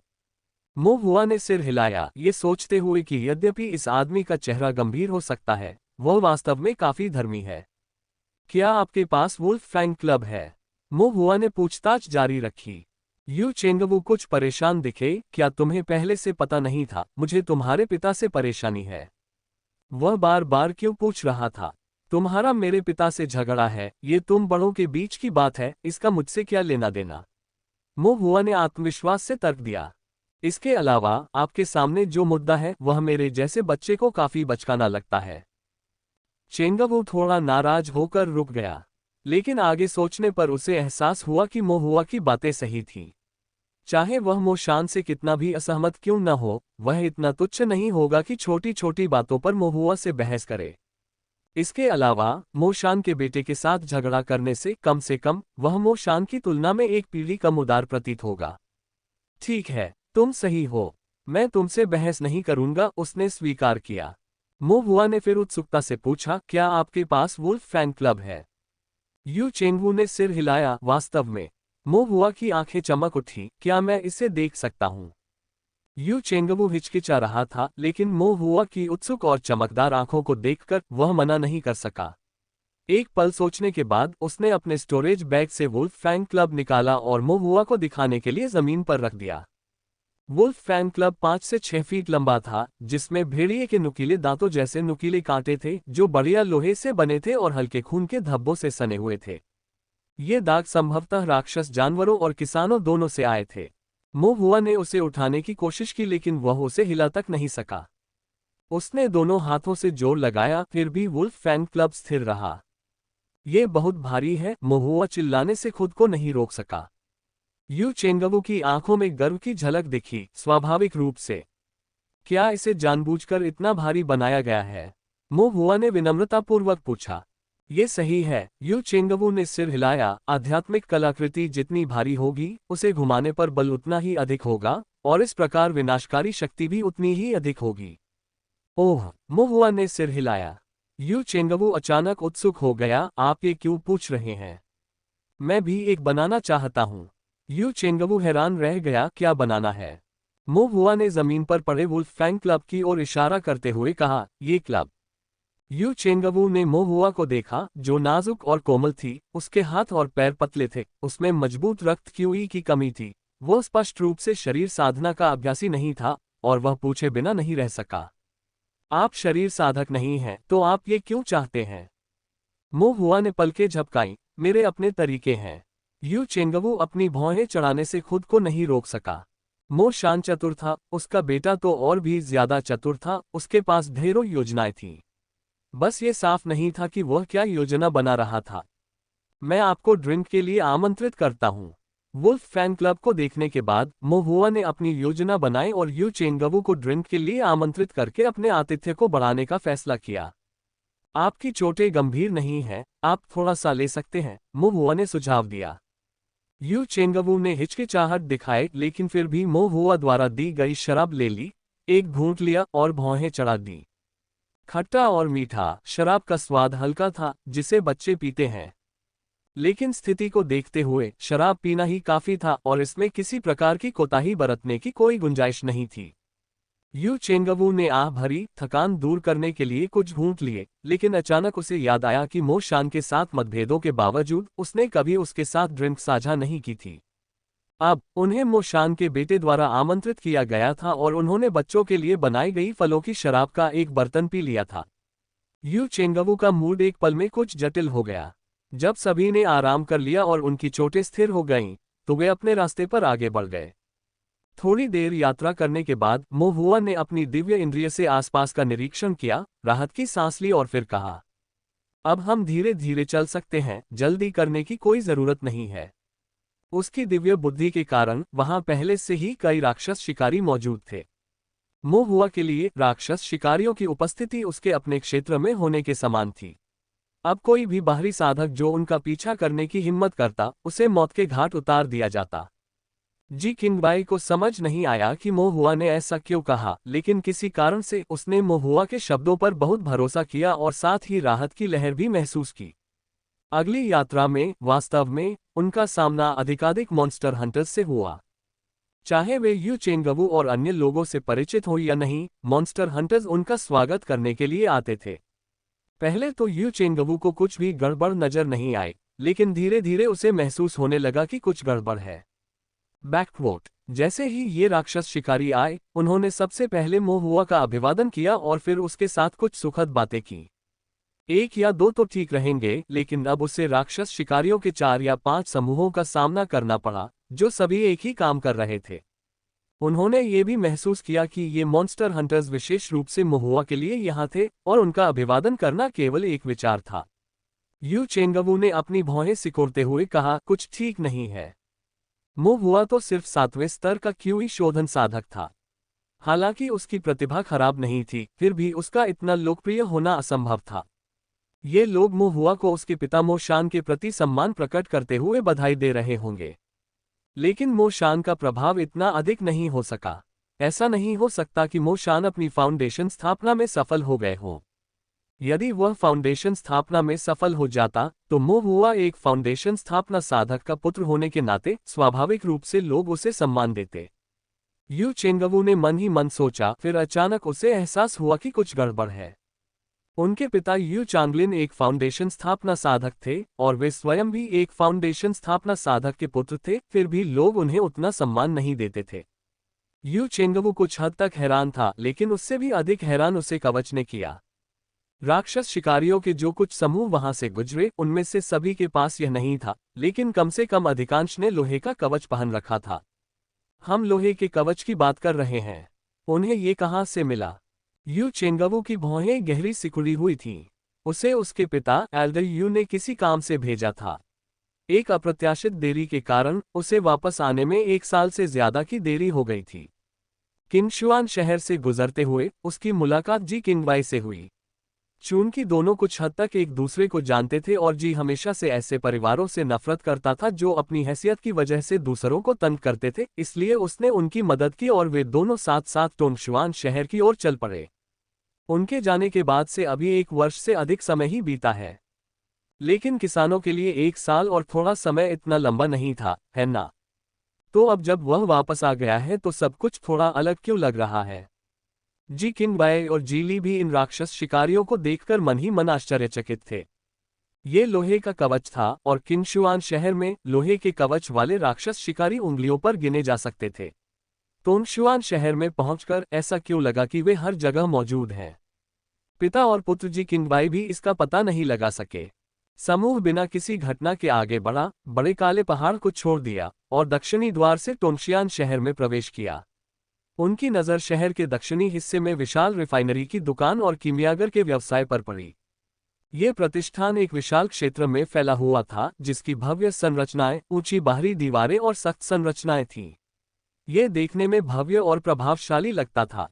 अंदर से धातु के काम करने की स्पष्ट आवाजें और रसायन विज्ञान की समृद्ध सुगंधें आ रही थीं। यू चेंगवू और अन्य लोग बहुत हैरान थे। न केवल टोंगशियान शहर, बल्कि आसपास के कई अमर शहरों ने मिलकर ताओ साधना उद्योग का ऐसा पैमाना कभी नहीं देखा था। यू चेंगवू को विश्वास नहीं हो रहा था, क्या ये सभी कियान परिवार के हो सकते हैं? क्या मात्र 1 वर्ष में ही कियान परिवार की शक्ति इस सीमा तक बढ़ गई थी? क्या उन्हें भविष्य में कभी भी अपना सिर ऊंचा नहीं रखने दिया जाएगा? मोहुआ ने अपना सिर हिलाया, नहीं, ये सबकी तरह है। सबका? यू चेंगवू को समझ नहीं आया। मोहुआ ने अपने छोटे से हाथ से इशारा किया, जो शहर के पूरे दक्षिणी हिस्से को अपने इशारे के नीचे समेटे हुए था। सबका? यू चेंगवू समझ गया, फिर भी उसे यह अविश्वसनीय लगा। उसने मन ही मन सोचा, मैं शायद सपना देख रहा हूं। अपनी इस स्तब्धता में उसे लगा कि यह सब उस स्वप्न का एक हिस्सा मात्र है जो उसने बेघर, आधा सोया हुआ आधा जागता हुआ बाहर घूमते हुए देखा था। अपने सपने में वह बहुत दूर तक यात्रा करके अंततः टोंगशियान शहर लौट आया था। उसने देखा कि टोंगशियान शहर के सभी राक्षस शिकारी लोहे के कवच पहन रहे थे। उसने देखा कि ढीले साधकों ने रिफाइनरी की दुकानें और कीमियागर के व्यवसाय बना लिए थे। उसने देखा कि सभी के पास पर्याप्त आत्मा पत्थर थे और उनके चेहरों पर मुस्कान थी। उसने पहले भी इन चीजों के बारे में सोचा था, लेकिन केवल सपनों में। उसके सामने का दृश्य बिल्कुल उसके द्वारा देखे गए सपने जैसा लग रहा था।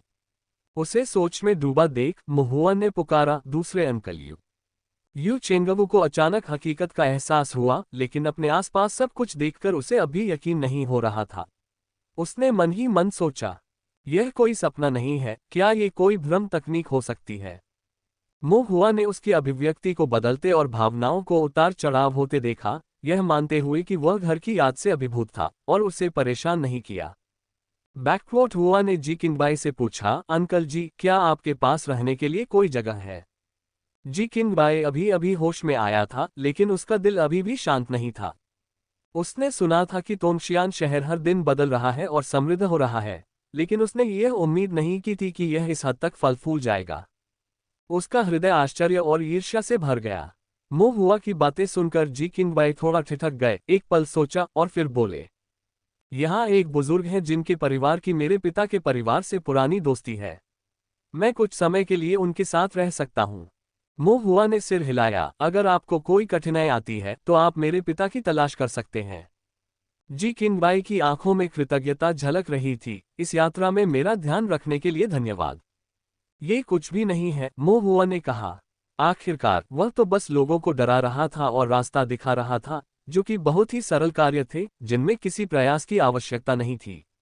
जब तक सभी लोग सुरक्षित थे, यही बात मायने रखती थी। फू लैन नाम की युवा साधिका को कुछ गोलियां लेने के बाद थोड़ा आराम महसूस हुआ, हालांकि उसका रंग अभी भी पीला था और उसे हिलने डुलने में दिक्कत हो रही थी। फिर भी उसने महुआ को प्रणाम किया और अपना आभार व्यक्त किया। धन्यवाद युवा भाई। ये देखकर कि वह एक अकेली महिला थी जिसने कई कठिनाइयों का सामना किया था, गंभीर रूप से घायल थी फिर भी दृढ़ थी, महुआ ने मन ही मन उसकी प्रशंसा की और पूछा, बहन, क्या तुम खाना बना सकती हो? महुआ का प्रश्न अप्रत्याशित था, जिससे फू लैन एक क्षण के लिए स्तब्ध रह गई। फिर उसने अपना संयम वापस पाया और कहा, मेरी माँ टोफू की दुकान चलाती है और मैं कुछ व्यंजन बना सकती हूँ। टोफू। महुआ की आंखें चमक उठी। फिर, जब तुम ठीक हो जाओ और तुम्हारे पास करने को कुछ न हो, तो तुम गली के दक्षिणी हिस्से में स्थित फुलू बिल्डिंग जा सकते हो। वहां तुम टोफू बना सकते हो और कुछ स्पिरिट स्टोन कमा सकते हो। फू लान अचंभित रह गई, उसका दिल खुश हो गया और उसने धीरे से कहा, शुक्रिया, लेकिन फुलू बिल्डिंग काफी बड़ी इमारत है। मुझे यकीन नहीं है कि वे मुझे अपने यहाँ रखने को तैयार होंगे। कोई बात नहीं, महुआ ने आत्मविश्वास से कहा, बस मेरा नाम बता दो। आखिरकार फुल्लू बिल्डिंग का आधा हिस्सा उसका था। महुआ ने इतने आत्मविश्वास के साथ बात की कि फू लैन दंग रह गया। महुआ ने ज्यादा कुछ नहीं कहा और उन्हें अलविदा कह दिया। वे अपनी यात्रा से थके हुए थे और अभी तक अपनी चोटों से उबर नहीं पाए थे, इसलिए आराम करने के लिए जगह ढूंढना उनकी तत्काल प्राथमिकता थी। अलविदा कहने के बाद महुआ और यू चेंगवू एक साथ शहर में चले गए। थोड़ी देर बाद यू चेंगवू ने भौहें चढ़ाते हुए पूछा, तुम मेरा पीछा क्यों कर रहे हो? मैं तुम्हारा पीछा नहीं कर रहा हूं, मैं तो बस एल्डर यू को ढूंढ रहा हूं। यू चेंगवू एक पल के लिए स्तब्ध रह गया, ये सोचकर कि यह सच नहीं हो सकता। महुआ का उन मॉन्स्टर हंटर्स से परिचित होना एक बात थी, लेकिन ऐसा नहीं हो सकता था कि वह अपने पिता से भी परिचित हो। लेकिन वास्तव में महुआ उसके साथ एल्डर यू के घर तक चली थी। यू चेंगवू ने दरवाजा खोला और महुआ उसके पीछे अंदर गया और इतने आराम से अंदर आया जैसे कि वह उसका अपना घर हो। एल्डर यू लिविंग रूम में चाय पी रहे थे और जब उन्होंने उन दोनों को उनका अभिवादन करने के लिए बाहर आते देखा तो उनका चेहरा खिल उठा। यू चेंगवू को अपने पिता से मिले 1 साल से ज्यादा हो गया था और उसकी भावनाएं थोड़ी अस्थिर थीं। जैसे ही वह पास जाने वाला था, उसने देखा कि एल्डर यू उसके पास से गुजरे और महुआ से बातें करने लगे। महुआ, तुम यहाँ क्यों आए हो? महुआ ने सिर हिलाया, कुछ तो है। महुआ ने सड़क पर घटित घटनाओं का विवरण दिया। अधिकाधिक बाहरी लोगों के आने, पहचान अस्पष्ट होने तथा प्रबंधन में कठिनाई के कारण मॉन्स्टर हंटर्स के सामने खतरा बढ़ता जा रहा था। फिलहाल उन्होंने स्थानीय मॉन्स्टर हंटर्स पर हमला करने की हिम्मत नहीं की। लेकिन अगर चीजें इसी तरह विकसित होती रहीं, तो संघर्ष और घटनाएं अपरिहार्य हो जाएंगी। शिकार के लिए लड़ाई, लूट के लिए हत्या, इस तरह की चीजें शायद आगे चलकर अधिक बार घटित होंगी।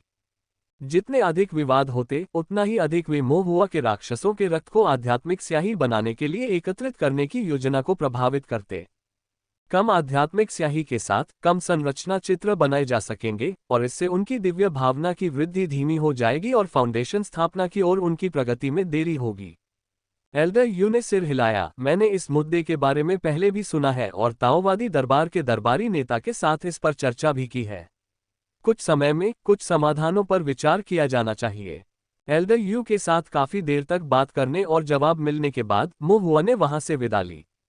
एल्डर यू ने व्यक्तिगत रूप से मोहुआ को दरवाजे तक पहुंचाया और उसे सड़क पर सावधान रहने की चेतावनी दी।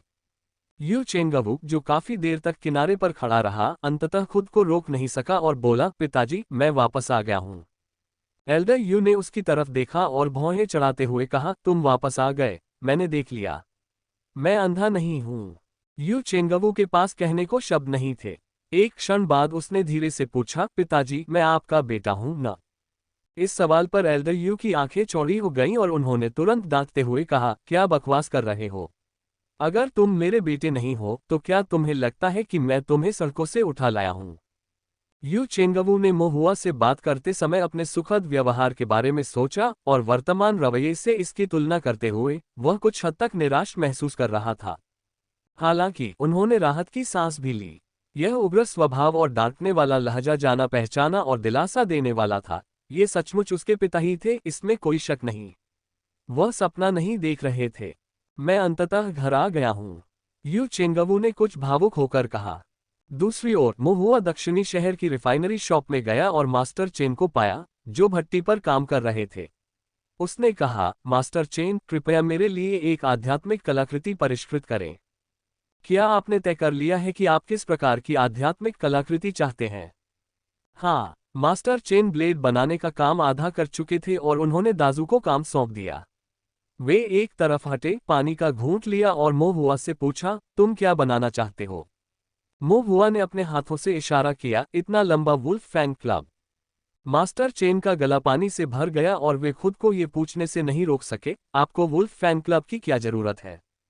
वुल्फ फैन क्लब व्यवहारिक हैं, इनका उपयोग छिपकर हमला करने के लिए किया जा सकता है, और चूंकि इनमें ब्लेड नहीं होते, इसलिए आप खुद को चोट नहीं पहुंचा सकते।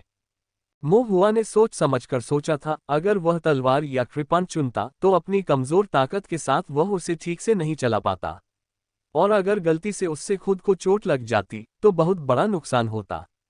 लाठी या डंडे जैसे कुंद हथियार उपयुक्त थे, यदि वह गलती से खुद को भी मार लेता तो कोई बड़ी बात नहीं होती।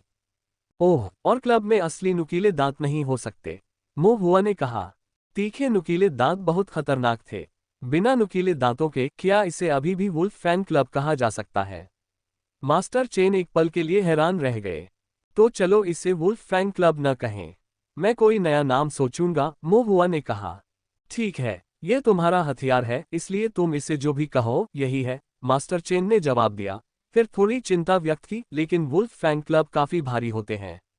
क्या तुम्हें यकीन है कि तुम इसे संभाल पाओगे?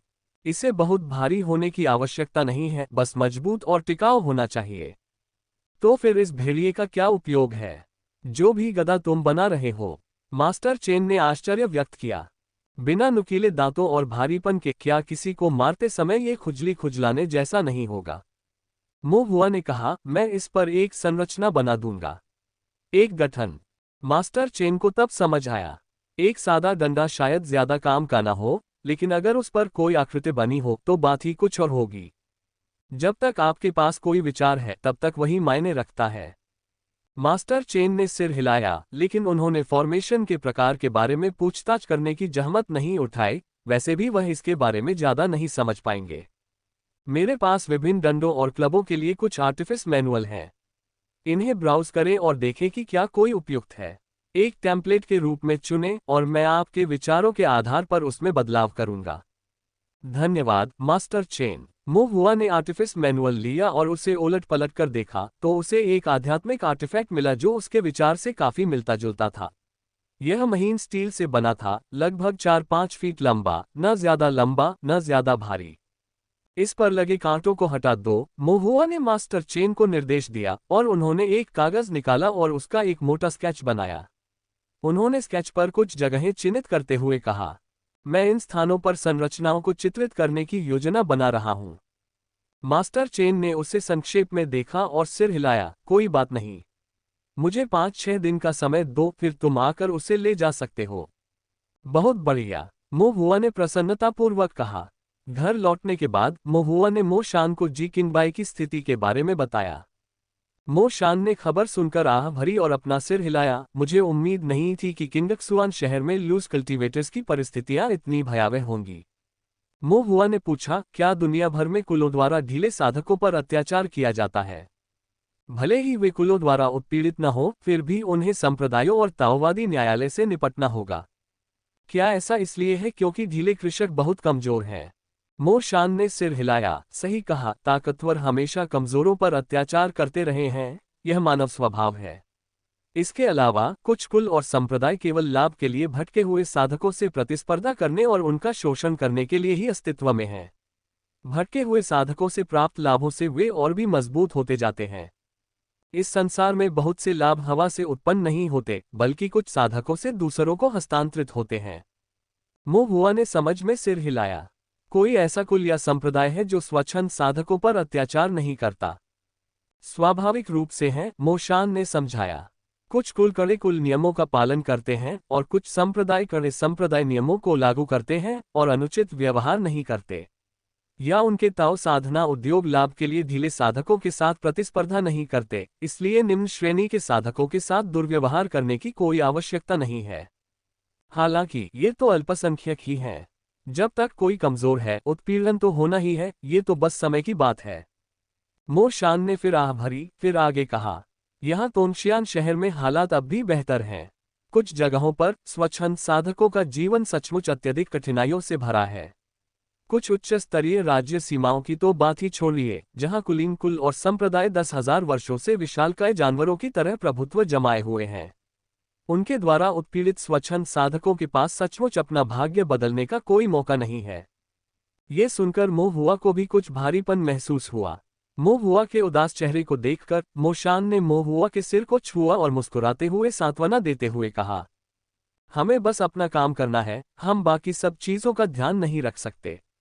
अगर एक दिन आपके पास सचमुच ऐसी अविश्वसनीय क्षमताएं आ जाएं जो आसमान तक पहुंच सके और धरती को भेद सके, तो इन मामलों पर विचार करने में देर नहीं हुई है। मो हुआ ने सिर हिलाया। और हाँ, तुम्हारे चाचा जी अभी अभी आए हैं और अगर तुम उनकी कोई मदद कर सको तो जरूर करो। भाई जी एक न्यायप्रिय और मददगार इंसान है।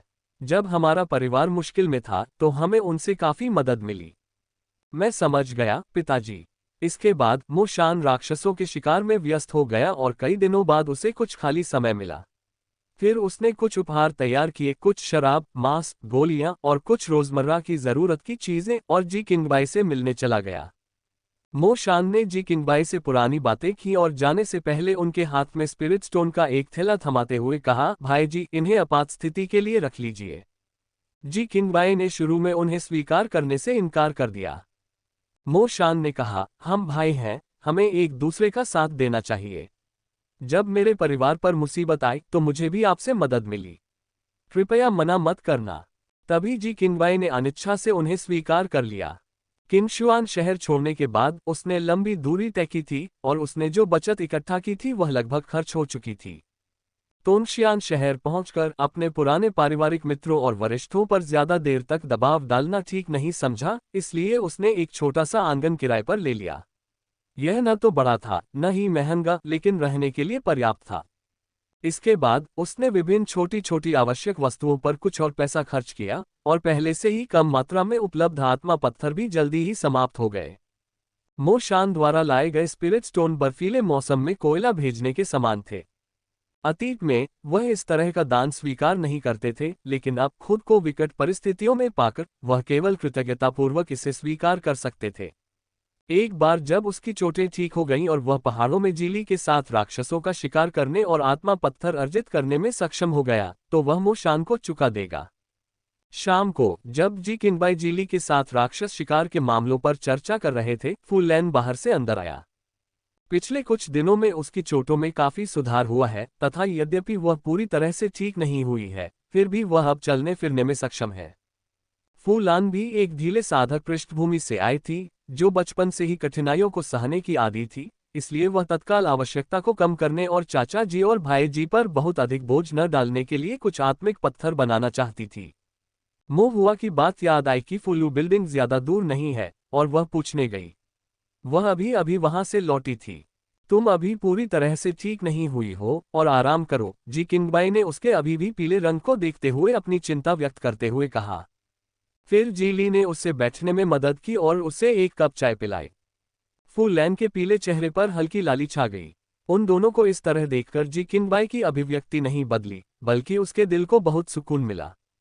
थोड़ी देर बाद उसे पूछना याद आया, क्या तुम फुल्लू बिल्डिंग गए थे? फू लैन ने सिर हिलाया। उन्होंने मुझे स्वीकार कर लिया, और हर महीने वे जो स्पिरिट स्टोन देते हैं वे कम नहीं हैं। जी किंगबाई ने राहत की सांस ली। यह अच्छी बात है। ये तो बस। फू लैन उलझन में लग रही थी। बस क्या? फू लान ने कहा, जब उन्हें पता चला कि मैं उस क्षेत्र के बाहर से आया हुआ एक किसान हूं, तो पहले तो उन्होंने मुझे अपने यहाँ नहीं रखना चाहा, लेकिन जब मैंने उस युवक का नाम बताया तो उन्होंने बिना कुछ कहे मुझे अपने यहाँ रख लिया। जी किंगबाई अचंभित रह गए। मोहुआ। फू लैन ने सिर हिलाया। जी किंगबाई हैरान रह गए। बच्चा मोहुआ इतना प्रभावशाली है। इतनी बड़ी खाद्य इमारत भी उसके चेहरे को बहुत सम्मान देती थी। और उसे दिन में अप्रत्याशित रूप से ये भी पता चला कि मोहुआ एक जूनियर फॉर्मेशन मास्टर था और ढीले साधकों के बीच कई फॉर्मेशन पैटर्न मोहुआ द्वारा स्वयं बनाए गए थे। इससे जी किंगबाई आश्चर्यचकित रह गए। यहाँ आने से पहले उन्होंने सोचा था कि मोहुआ ने फॉर्मेशन पेंटिंग करना छोड़ दिया है, जो उनके लिए अफसोस की बात थी। बैकवोट। लेकिन अप्रत्याशित रूप से मोहुआ पहले से ही एक वास्तविक फॉर्मेशन मास्टर बन चुका था। जी किंगबाई ने गंभीरता से कहा, चाहे कुछ भी हो, हम उनके बहुत आभारी हैं। हमें उनका उचित ऋण चुकाने का कोई रास्ता निकालना ही होगा। खासकर बच्चे मोहुआ के लिए हम उसे कुछ भी नहीं होने दे सकते। ढीले साधकों के बीच एक गठन गुरु ऐसे दयालु हृदय के साथ किसी भी दुर्घटना का शिकार नहीं होना चाहिए। जी ली और फू लैन दोनों ने गंभीरता से सिर हिलाया। जी किंगबाई ने राहत महसूस की और सोचा, मैं पिछले कुछ दिनों से इधर उधर घूम रहा हूं और मैंने जो देखा है उससे तोंगशियान शहर सचमुच बदल गया है। अगर हम यहाँ बस सकें तो इसे अच्छी जिंदगी जीना माना जाएगा। उन्होंने जीवन भर केवल शांतिपूर्वक जीवन जीने के लिए कड़ी मेहनत की थी, और अब कुछ उतार चढ़ाव के बाद उन्हें एक ऐसी जगह मिल गई थी जिसे वे अपना घर कह सकते थे। जी किंगबाई ने एक बार फिर जी ली और फू लैन की ओर देखा, तसल्ली महसूस करते हुए, और हल्की मुस्कान के साथ कहा, अगर आपको कोई आपत्ति न हो तो आप यहाँ अपना परिवार शुरू कर सकते हैं। थोड़ी देर में मैं आपके लिए विवाह संबंधी व्यवस्था कर दूंगा ताकि आप ताऊ के साथी बन सकें। दोनों एक क्षण के लिए चौंक गए। उनके चेहरे अचानक लाल हो गए। उन्होंने एक दूसरे को शांत दृष्टि से देखा, फिर दोनों ने अपने सिर नीचे कर लिए। घने अंधेरे रात में छोटे से आंगन में, हालांकि लैंप की रोशनी धीमी थी, फिर भी वह धीरे धीरे गर्म हो रही थी। योजक चिन्ह। 2 दिन बाद मोहुआ एक खाद्य प्रतिष्ठान में सूत्रीकरण का अभ्यास कर रहा था। वह पहले एक मिश्रित संरचना तैयार करता और फिर उसे स्वयं हल करता। इस तरह के कागज के टुकड़े का उपयोग निर्माण विधि का अभ्यास करने के लिए 2 बार किया गया था, स्वचित्रण और स्व समाधान। हालांकि यह आध्यात्मिक स्याही की कुछ हद तक बर्बादी थी। जब मोहुआ चित्र बना रहा था तो दाजू दौड़ता हुआ आया और बोला कि उसका भेड़िया दांत रहित वुल्फ फैन क्लब अब तैयार है। मोहुआ का उत्साह बढ़ गया और वह अधूरे दल को पीछे छोड़कर दाजू के पीछे रिफाइनरी शॉप की ओर चल पड़ा। मास्टर चेन ने मोहुआ को एक लोहे का डंडा सौंपा। मैंने इसे आपकी जरूरतों के हिसाब से परिष्कृत किया है, बिना किसी भेड़िए के दांतों के। मैंने इसमें संरचना के लिए जगह भी छोड़ी है। इसे लोहे की परत में लपेटा है। ये बहुत मजबूत है। अंदर का हिस्सा सख्त लकड़ी से बना है, इसलिए यह ज्यादा भारी नहीं होगा। धन्यवाद मास्टर चेन। मोहुआ ने खुशी खुशी लोहे की छड़ी स्वीकार कर ली तथा कई बार उसकी अच्छी तरह से जांच की। लोहे का डंडा चांदी सफेद रंग का था, जिसकी बाहरी त्वचा सख्त थी, मोहुआ की दोनों भुजाओं से भी मोटा था और उसके हाथों में भारी लग रहा था। मोहुआ ने इसे आजमाया। यह अभी भी थोड़ा भारी था, लेकिन यह उनकी समस्या थी, क्लब की नहीं। मोहुआ लोहे के क्लब से बहुत संतुष्ट था। प्रशंसा करते हुए बोला, बहुत अच्छा, मास्टर चेन के योग्य। मास्टर चेन इतने प्रसन्न हुए कि उन्होंने खुशी से अपनी दाढ़ी पर हाथ फेरा। जब मोहुआ को समय मिला तो उसने लोहे के डंडे पर प्रथम श्रेणी की संरचना विधि बनाई, जिसे 1000 जून संरचना के रूप में जाना जाता है। 1000 जून संरचना 5 तत्वों से प्राप्त एक पृथ्वी श्रृंखला तकनीक है और एक बार इसे सक्रिय करने के लिए आध्यात्मिक शक्ति का संचार कर दिया जाए तो इस संरचना के साथ आध्यात्मिक कलाकृति तुरंत 1000 जून के बराबर भारी हो जाएगी। बेशक 1000 जून का दावा करना निश्चित रूप से अतिशयोक्ति होगी। मोहुआ को तो खुद भी इस बात पर विश्वास नहीं हुआ। अनेक साधक अपनी साधना तकनीकों और संरचनाओं को जो नाम देते हैं उन्हें पूरी तरह से उनके वास्तविक अर्थ पर नहीं लेना चाहिए, केवल सामान्य विचार प्राप्त करें। जहां तक इस संरचना के वास्तविक वजन का सवाल है, मोहुआ को नहीं पता था और इसके अलावा संरचना को सक्रिय करने के लिए उपयोग की जाने वाली आध्यात्मिक शक्ति की मात्रा के आधार पर इसका वजन भिन्न हो सकता था। बहरहाल ये निश्चित रूप से बहुत भारी था और किसी को कुचलने के लिए इसका उपयोग करना निश्चित रूप से पर्याप्त होगा। मोहुआ की योजना थी कि पहले लोहे का डंडा उठाया जाए, फिर संरचना को सक्रिय किया जाए, जो संरचना द्वारा मजबूत होने पर तुरंत 1000 जून जितना भारी हो जाएगा, जिसे बड़ी ताकत से नीचे गिराया जाएगा। इस प्रकार भले ही वह शक्तिशाली भौतिक शरीर वाला शारीरिक साधक न हो, फिर भी लोहे की गदा में पर्याप्त बल होगा। ढिलाई को दूर करने के लिए, खत्म करने के लिए, एक गुप्त प्रहार करने के लिए ये पर्याप्त होना चाहिए। 1000 जून फॉर्मेशन कठिन नहीं था और मोहुआ ने इसे सिर्फ 2 रातों में सीख लिया। इस संरचना को बनाना भी कठिन नहीं था और मोहुआ ने इसे आधे घंटे में पूरा कर लिया। मोहुआ बिग ब्लैक माउंटेन पर गया और परीक्षण के लिए एक बड़ी चट्टान ढूंढी। उसने पहले लोहे के डंडे को ऊपर उठाया, फिर उसमें आध्यात्मिक शक्ति प्रवाहित की। उस पर धूसर भूरे रंग की आकृतियां चमक उठी और वह तुरंत ही भारी होकर गिर पड़ा। चट्टान टुकड़े टुकड़े हो गई और मोहुआ के हाथ सुन्न हो गए। अपने हाथों में सुन्नता के बावजूद मोहुआ अभी भी काफी संतुष्ट था। उन्होंने लोहे के डंडे को वह नाम दिया जो उन्होंने बहुत पहले सोचा था, 1000 जून छड़ी। हुआ ने इसका नाम 1000 जून स्टिक रखा और इसे सावधानीपूर्वक अपने स्टोरेज बैग में रख लिया। अगले दिनों में जब भी उनके पास समय होता, वे इसे अभ्यास के लिए निकाल लेते और फिर उन्होंने 2 सरल, सादे किंतु बहुत ही व्यावहारिक चालें विकसित की। एक था नीचे की ओर प्रहार करना और दूसरा था बगल में झूलना। उन्होंने नीचे की ओर प्रहार करने का प्रयास किया था और पाया था कि इसका प्रयोग करना काफी सरल है। हालांकि बगल में झूलना थोड़ा अधिक कष्टकारी था, क्योंकि इसके लिए उसे पहले 1000 जून स्टिक को घुमाना पड़ता था और घुमाने के दौरान उसे संरचना को सक्रिय करने के लिए आध्यात्मिक शक्ति को प्रवाहित करना पड़ता था, जिससे लोहे का डंडा तुरंत गति के अनुसार भारी हो जाता था और फिर वह उसे बगल में घुमाता था। आध्यात्मिक शक्ति और बल को नियंत्रित करना आसान नहीं था। यदि वह लक्ष्य पर निशाना लगाता तो उसका हाथ इतना कांपता कि उसे दर्द होने लगता। यदि वह चूक जाता तो छड़ी को हाथ से फेंकना पड़ता, अन्यथा उसके हाथ के उखड़ने का खतरा रहता। ये जन्मजात शारीरिक कमजोरी होने और शरीर साधना करने में असमर्थ होने की लाचारी थी। हालांकि कुछ बार अभ्यास करने के बाद मोहुआ इससे काफी परिचित हो गया और कम से कम अब उसके जोड़ उखड़ेंगे नहीं। मोहुआ ने इन दोनों चालों के लिए शानदार नाम भी सुझाए थे। नीचे की ओर स्मैश को लाइक 1000 पाउंड्स कहा गया था और साइडवेज स्वीप को स्वीपिंग 1000 पाउंड्स कहा गया था। वे सुनने में तो काफी प्रभावशाली लगते थे, लेकिन वे सिर्फ आपात स्थिति के लिए ही थे। आखिरकार वह कोई बॉडी कल्टीवेटर तो था नहीं और विरोधियों का सीधा सामना करने के लिए इस पर निर्भर नहीं रह सकता था। ज्यादा से ज्यादा वह इसका इस्तेमाल छिपकर हमला करने के लिए कर सकता था, लेकिन फिर भी दुश्मनों का सामना करने के लिए यह उनका एक और तरीका था। जब उसके पास खाली समय होता तो वह फुल्लू बिल्डिंग में भी जाता, फुल लैन से मिलता और उससे अपने लिए टोफू बनाने को कहता। ताओ साधना विश्व में यह उनका पहला टोफू खाना था। यह विशेष रूप से सफेद नहीं था, इसका रंग हल्का सोया पीला था, लेकिन सोया की सुगंध बहुत तेज थी। चाहे तला हुआ हो, व्यंजन में तला हुआ हो या मीठा टोफू पुडिंग बनाया गया हो, ये सब स्वादिष्ट था। मोहुआ ने अपने माता पिता श्री जुआंग और भाई बहन बाई जिशिंग और बाई जिक्सी के लिए भी कुछ भेजा। उसने ओल्ड कुई को कोई टोफू नहीं भेजा। उसे कुरकुरी चीजें पसंद थीं जिन्हें चबाने पर आवाज आती थी, इसलिए उसे टोफू बिल्कुल पसंद नहीं था। जहां तक तोंगशियान शहर के भीतरी पर्वत की बात है, भले ही वहां अधिक विदेशी साधक थे और ये थोड़ा अधिक खतरनाक था, फिर भी मोहुआ को वहां जाना पड़ा। वह एक फॉर्मेशन मास्टर थे और वह आध्यात्मिक स्याही के बिना नहीं रह सकते थे। इसके अलावा उन्हें जितनी आध्यात्मिक स्याही की आवश्यकता थी, वह संभवतः एक औसत ग्रेड 1 फॉर्मेशन मास्टर की तुलना में कई गुना अधिक थी। इस प्रकार उसके पास जितना अधिक राक्षस रक्त होगा, उतना ही बेहतर होगा। आखिरकार वह अब क्यूई शोधन के 7वें स्तर पर था और उसका जल पारगमन चरण उत्कृष्ट था। आधार निर्माण साधकों के अलावा साधारण क्यूई शोधन साधक उसके विरुद्ध कुछ खास नहीं कर सकते थे। यहाँ तक कि यदि उसका सामना फाउंडेशन बिल्डिंग कल्टीवेटर से हो, यदि वह सतर्क रहे और उन्हें पहले ही पहचान ले तो वह संभवतः बच निकलने में सफल हो जाएगा। इस दिन 16-17 बोतल मॉन्स्टर ब्लड इकट्ठा करने और संतुष्ट होने के बाद उसने एक छायादार पेड़ के नीचे बैठकर जंगली फल खाने शुरू कर दिए।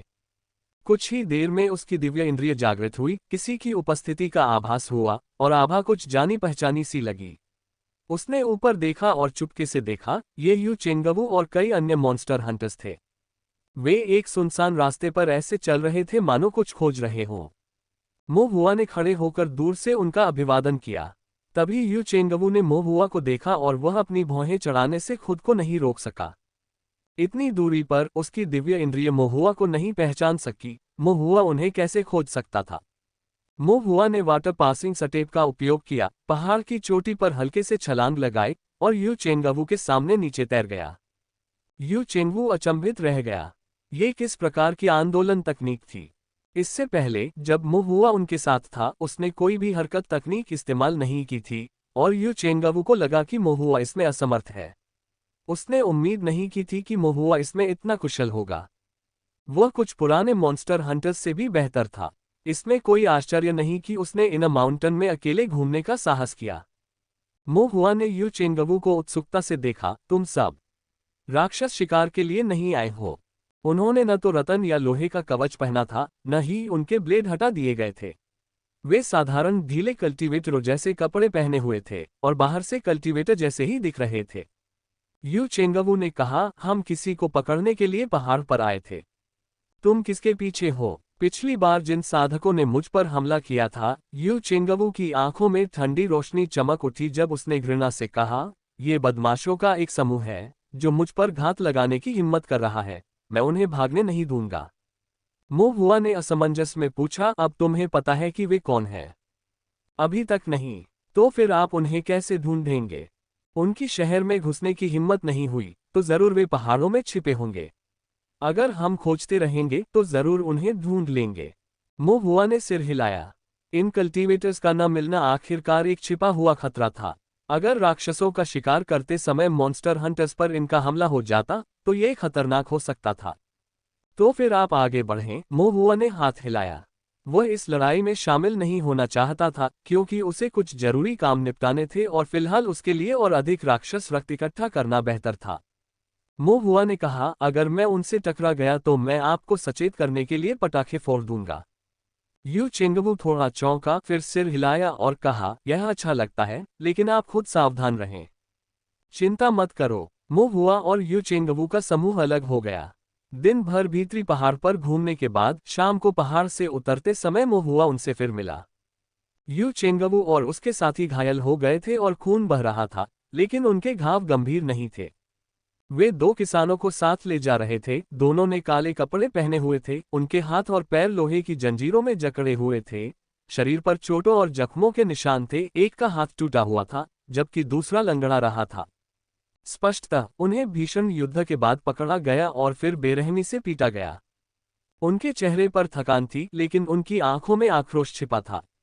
मोहुआ ने उनके चेहरों को देखा और एक पल के लिए सोचा, वास्तव में वे उन 7 साधकों में से 2 थे जिन्होंने उस दिन घात में भाग लिया था। तुमने सचमुच उन्हें पकड़ लिया? मोहुआ कुछ आश्चर्यचकित हुआ।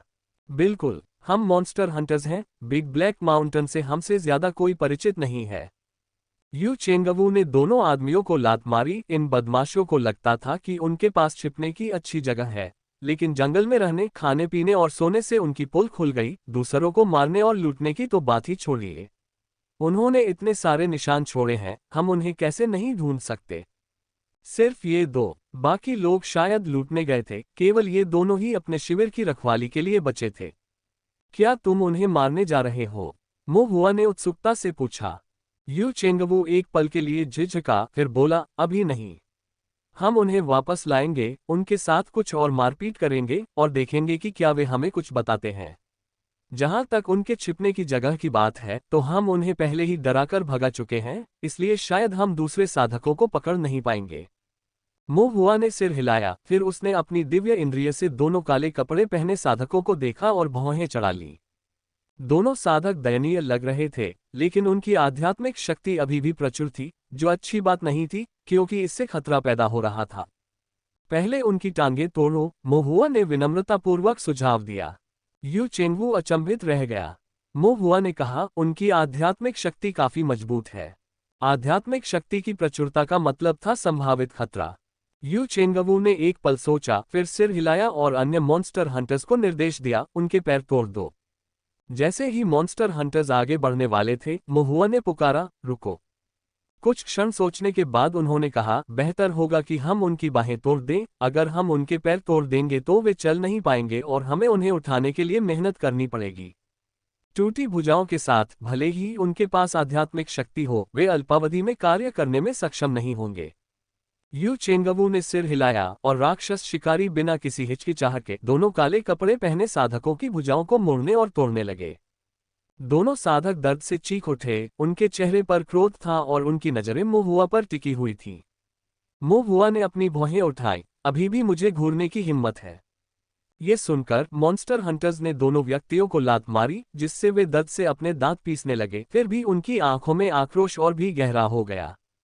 मो हुआ ने आह भरी और यू चेंगवू से कहा, क्या हमें उनकी आंखें भी मूंद लेनी चाहिए? वे मुझे घूरते रहते हैं। ये सुनकर दोनों काले कपड़े पहने साधकों को तुरंत पसीना आ गया। उन्होंने जल्दी से अपनी निगाहें नीचे कर ली और मो हुआ की ओर दोबारा देखने की हिम्मत नहीं की। यू चेंगवू कुछ हद तक असहाय महसूस कर रहा था। जब बच्चे का दिल अच्छा होता था तो वह सचमुच अच्छा होता था, जब उसका दिल बुरा होता था तो वह सचमुच बुरा होता था। वह सभी प्रकार के गुप्त विचार सामने ला सकता था। लेकिन यू चेंगवू ने सोचा कि यह सबसे अच्छा था। आप बुरे लोगों पर दया नहीं कर सकते, अन्यथा आपको ही कष्ट उठाना पड़ेगा। इन दो काले कपड़े पहने किसानों ने न जाने कितने लोगों की जान ली थी, कितने लोगों को मार डाला था और लूटा था। अब उन्हें मार डालने पर भी वे आसानी से बच निकलेंगे।